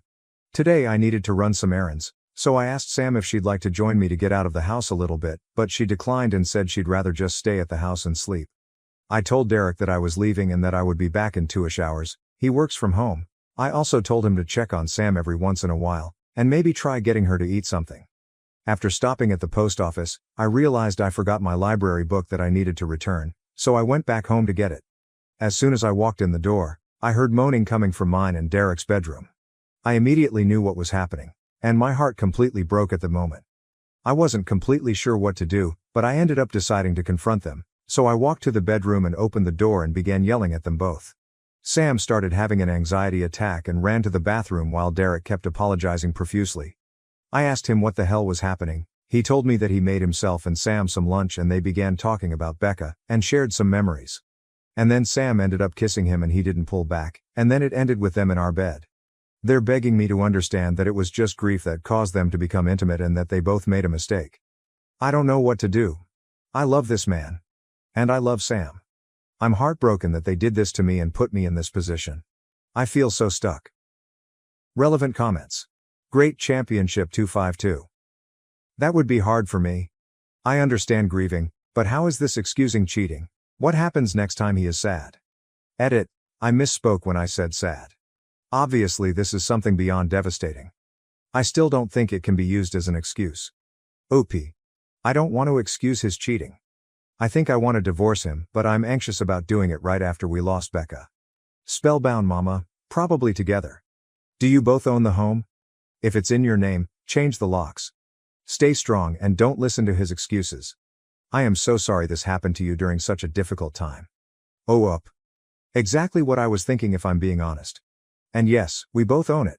When I told him to leave, he kept saying sorry and then said that he would leave and respect me wanting him gone for a while. Impulsive X thoughts. Are you seeing a therapist perhaps? You're dealing with a lot right now, it might be useful. OP. Yes, I am in therapy. I've been with my therapist for other things for the last 3 years. She's been very helpful. I saw her yesterday and was able to figure some things out. Update 1, May 11th, 2024. I decided that I'm filing for a divorce. I can't ever trust Derek again. It sucks because we had an amazing relationship, I thought. He's always been great, so this was a complete shock to me. Last night Derek came over to talk. He confessed a lot. Turns out it wasn't their first time having sex like most people thought. They've been having sex since 3 months before Becca died. I am completely shocked and heartbroken. Sam also reached out last night and thanked me for everything I've done for her, and told me she was sorry. I didn't respond. I blocked her. I did so much for Sam and considered her a friend, so this hurts a lot, more than I can handle. This is all too much. As hard as this is gonna be, I need to leave Derek and cut them both out of my life. I am ready to do so. I am done. Also, some people are saying I deserve this because I should have known better than to let Sam into our home, around Derek. But, you need to understand that I'm a giving person. I trust people more than I should. I truly thought Sam was an amazing person. I know it's unusual to become friends with your husband's ex-wife, but it's just how it went for us and I shouldn't be blamed for what happened. Thank you to everyone who commented nice things and for the kind messages. You've all been helpful during this insanely difficult time. I appreciate it. Relevant comments, impulsive ex-thoughts. Out of curiosity, what are his excuses for cheating? Those two are going to be in a world of hurt once the guilt settles in. They're going to be asking themselves why it had to be Becca and will eventually come to the conclusion that it's their punishment for what they've done to you. I can pretty much guarantee you that. Ope. He told me that they just accidentally reconnected one night when I was away at my mom's. He was stressed we weren't conceiving and were having miscarriages, so he vented to Sam, and then somehow that led to sex. It seems so icky to me. How can he vent about our struggles like that and then go and have sex with Sam? It's just awful of him. I don't understand it. Editor's note: remove the first half of the updates as it was a rehash of update number 1, update 2. May 13, 2024. I'm getting lots of questions about some things, so I figured I'd answer a few of them. Have I told anyone about what happened besides my mom? Yes, I told a few friends and some family members. Most of them are supportive of my decision and aren't speaking to Derek. Where is Derek staying? Currently, he's staying at a hotel. Our friends refuse to let him stay with them. He's lost a lot of people due to his awful decisions.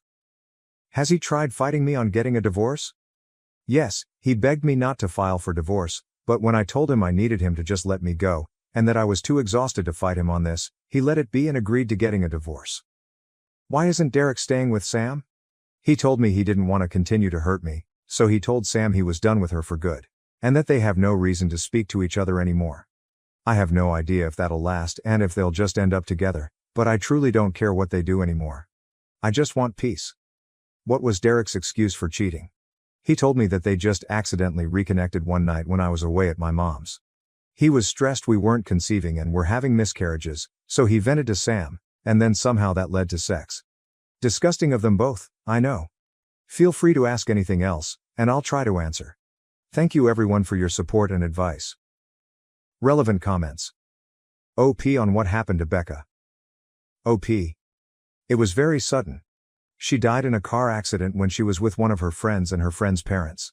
OOP on her husband's parents being supportive or not, and if they know about his cheating. OP. I get along with Derek's mom very well, but he's also a mama's boy, so it's kinda complicated. She will always be there for him. He'd stay with her if she didn't live across the country. She knows what he did and told me she had a talk with him, but said that he's still her son and she'd help him with anything if he needed it. I'm thinking I need to cut her out of my life too, which makes me really sad because we were close and talked on the phone almost daily. OP on if she has children with her husband. OOP. We've had 6 miscarriages total. All of them were in the first trimester. NSBP. More updates, May 14, 2024.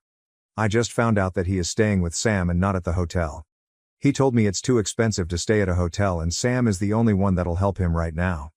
I had a feeling this would happen. Just knowing that they are still probably sleeping together hurts my heart. I talked to a lawyer this morning and we are proceeding with the divorce and Derek agreed to it. It's actually happening, and I feel some relief that he's not fighting me on this. My mom leaves on Sunday. I'm scared to be alone. But I go back to work on Monday, so I'm hoping it'll be a good distraction. I'll keep updating if anything else happens. Thank you everyone, I am so grateful for you all.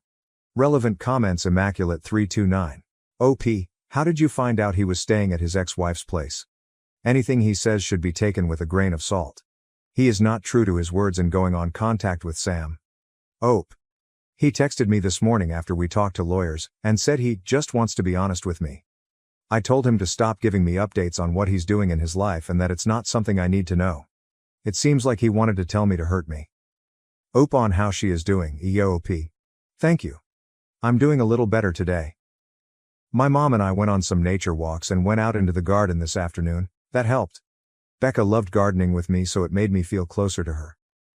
Becca's diary. May 15, 2024, I decided to go through some of Becca's stuff today. I just found her diary in a box in the back of her closet. Would it be wrong to read some of it? I feel like it would help me feel closer to her, but part of me feels like it's wrong too. I haven't told Derek that I found it either, and I'm unsure if I should tell him. What would you do? Relevant comments. OP on if she was closer with Becca prior to her sudden passing. OP. Becca and I were very close. It felt like she told me anything and everything, but I honestly think all parents feel that way about their kids, so I'm kinda nervous to read it. Just a little update. May 19, 2024, I figured it's been a few days, so I should give a little update. My mom is leaving in a couple hours, so I'll be alone. I'm kinda nervous about it. She helped me stay distracted and kept me going. IDK how I'm gonna handle her being gone. I go back to work tomorrow, first day back since Becca passed away. I'm looking forward to it though because it'll keep me distracted. Also, I did read some of Becca's diary. It made me love her even more. She was such a sweetheart. I went back a few months and saw that she noticed some weird behavior between Derek and Sam. Didn't mention that she knew of the affair, but she just wrote that she thought it was kinda strange that they all three would hang out more than usual, without me. I might read more, but so far I haven't found anything that's disturbing, just her being a teenager and talking about crushes, fights with friends, happy family memories, etc. Tomorrow I'm also talking to my lawyer, so I might have more updates on that. Thanks for the continuous love and support, everyone. Last update for a while. May 26, 2024 started randomly getting a lot more messages, comments, so I figured I'd do another little last update. My first week back at work went great. I wasn't expecting it to go so well, but thankfully it did. My coworkers were so helpful and patient with me. On Friday night I decided I didn't want to stay home all weekend alone, so I decided to drive up to my mom's. It helps that I have a 3-day weekend so I can spend more time with her. I'm heading back home tomorrow. Also, for those of you that have messaged me hateful things for reading Becca's diary, I just have to say, you aren't in my shoes right now. Telling me I'm a bad mom because I'm reading her diary is just ridiculous. I learned so much more about her, about how caring and sweet she is, and it made me love her even more. It's how I'm able to feel so close to her right now, so please don't tell me I'm a bad parent for just trying to get by one of the hardest times of my life. You have no idea what it's like. I don't have much of an update, so this will be it. I'll come back and update once the divorce happens though. Thank you to those of you that have been nothing but kind and helpful. You helped me feel less alone. I'll forever be grateful. Sam saw my Reddit post and is threatening to sue me. June 1, 2024, Sam made a fake FB profile to message me and tell me she wants to sue me for telling strangers about what happened. Derek supports her apparently. I don't need this. Am I not allowed to vent about my life to people online? I just want life to get better. I'm so tired. Fuck you, Sam. Fuck you, Derek. Edit. Sam is in the comments and messaged me on here too. Blocked her. Additional information from OOP on the message from Sam. OOP. No, I just ignored her. It might be an empty threat just to make my life harder, but I'm unsure. Her message said, so I was scrolling TikTok and ended up on an account where they read Reddit posts, and guess whose post they read? Yours. First you tell friends and family and then you go to a bunch of strangers and tell them our life story? I can't believe you. It isn't just your business to tell. Becca would be so disappointed in you. Be prepared, cause I think I'm gonna be suing you for this. This was no one else's business. You did this to yourself, remember that? I'm actually baffled. She thinks Becca would be disappointed in me. BADF. I don't think I can do this anymore. June 11, 2024, I have been as strong as I can be, but I have been really struggling. So much is going on and I'm just so tired. How can I keep going? I just want to be with Becca. I miss her. I miss her smile. I miss her laugh. I miss how she'd try to make you laugh when you were sad by telling dad jokes. I miss how she liked being in the garden with me. I miss seeing all her new drawings. I miss her beautiful eyes. I miss everything about her. I just want her back. I need her back. Edit. I am okay. I just needed a space to vent. I was getting so many messages asking if I'm alright, and I just wanted to say thank you to those that reached out. I am okay. I will be okay. Some days are harder than others, but I think I'll get through this. I'm so grateful for the little community I have here. Thank you all so much. Sam took her life on June 20, 2024. July 4, 2024. Sam ended up taking her own life on June 20th. I am still trying to process everything. She had hurt me deeply, but this isn't something I wanted whatsoever. and Derek blames me. I feel so many things and I'm gonna be away for a while again, but I wanted to update you all. Thanks for the love everyone. Comments OP on how she is doing after Becca's death and now Sam's passing. OP. I hope they're together again. And I hope they're both at peace too, that's all I hope for. Thank you. Taking a break from Reddit and going on a trip in a week. July 11th, 2024. Well, I'm doing it. I'm taking the advice that so many of you had. I'm going on a trip since my job doesn't need me till the middle of August. I was so lucky I had my mom come stay with me a lot, and had my best friend come stay with me when my mom couldn't. But I felt like I was asking too much of them. So I decided that maybe traveling might actually be a good idea. In a week, I'm going to Norway. Becca and I always wanted to go there one day, it was on our bucket list. I'm actually excited. I'm also thinking of getting a pet when I come back. But might wait till I move. Thank you to those that recommended I do this. Becca would be happy I'm doing this, she'd be so frickin' thrilled for me. You probably won't hear from me for a while, I'm taking a long break from Reddit and all my social media. I think it's best for me. But just know, I love and appreciate all of you that have been there for me, I would have been so lost without some of you. Yours truly, Alyssa. A few updates. October 24th, 2024. Hi everyone, I haven't been on here in so long. I got so many messages asking me to do an update, so here it is. Norway was absolutely breathtaking.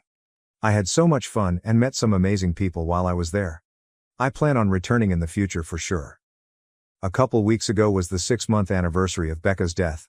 It's been hard, but it's getting easier to live everyday life, but it also pains me to say that, because I feel guilty for moving on and healing. IDK if that makes sense, maybe it does to those who have also lost someone close. I moved out of Derek and my house a month ago and got myself a cozy little house all to myself, and oh yeah, I got a dog. His name is Charlie and he's a darling little Cavalier Spaniel. He's been great, I absolutely love him. Also, I am officially divorced as of last week. It was a very easy divorce and I'm so happy about that. But Derek didn't want any of Becca's things when we tried figuring out who gets what, he left it all to me. I tried hard to get him to take something because I feel like he'll regret it, but he said he didn't want anything, so I have all of Becca's stuff. I have no idea why he didn't want anything, but I have it all in the guest bedroom right now. I'm trying to figure out what to do with everything. Derek is apparently an alcoholic now and quit his job. He seems to be doing terribly. Besides all that, IDK if I have anything else to share, I just want to say thank you again to all of my supporters. I've made some friends here and I am so thankful for you all. I appreciate every one of you.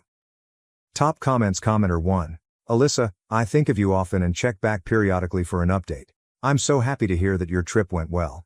Equally exciting to hear that you've moved on with your life, have a new house, and a dog. Cavaliers are so cute and sweet. Enjoy. Becca's things belong with to you. You will know how best to honor her. Wishing you the best life has to offer. Thank you so much for letting us know how you're doing. Commenter 2. I'm so happy you enjoyed Norway. I spent a summer there many moons ago when I was 17 years old. Lived with a host family in a tiny little town in the western fjords. It was amazing. I'm also glad to hear you are moving forward your life. You should definitely preserve Becca's things. I imagine Derek didn't want them BC. He intends to head down a path of self-destruction from which he may not come back. It's a shame he couldn't face his grief and find healthy ways to cope with the pain. If he had, he likely wouldn't have destroyed your marriage and played a part in the destruction of Sam. Last we heard from you, Derek was blaming you for Sam's death. Does he still blame you? Or is he too drunk to care anymore? Hold Becca in your heart and remember all the ways she was amazing. You may end up being the only one left to carry her memory into the future.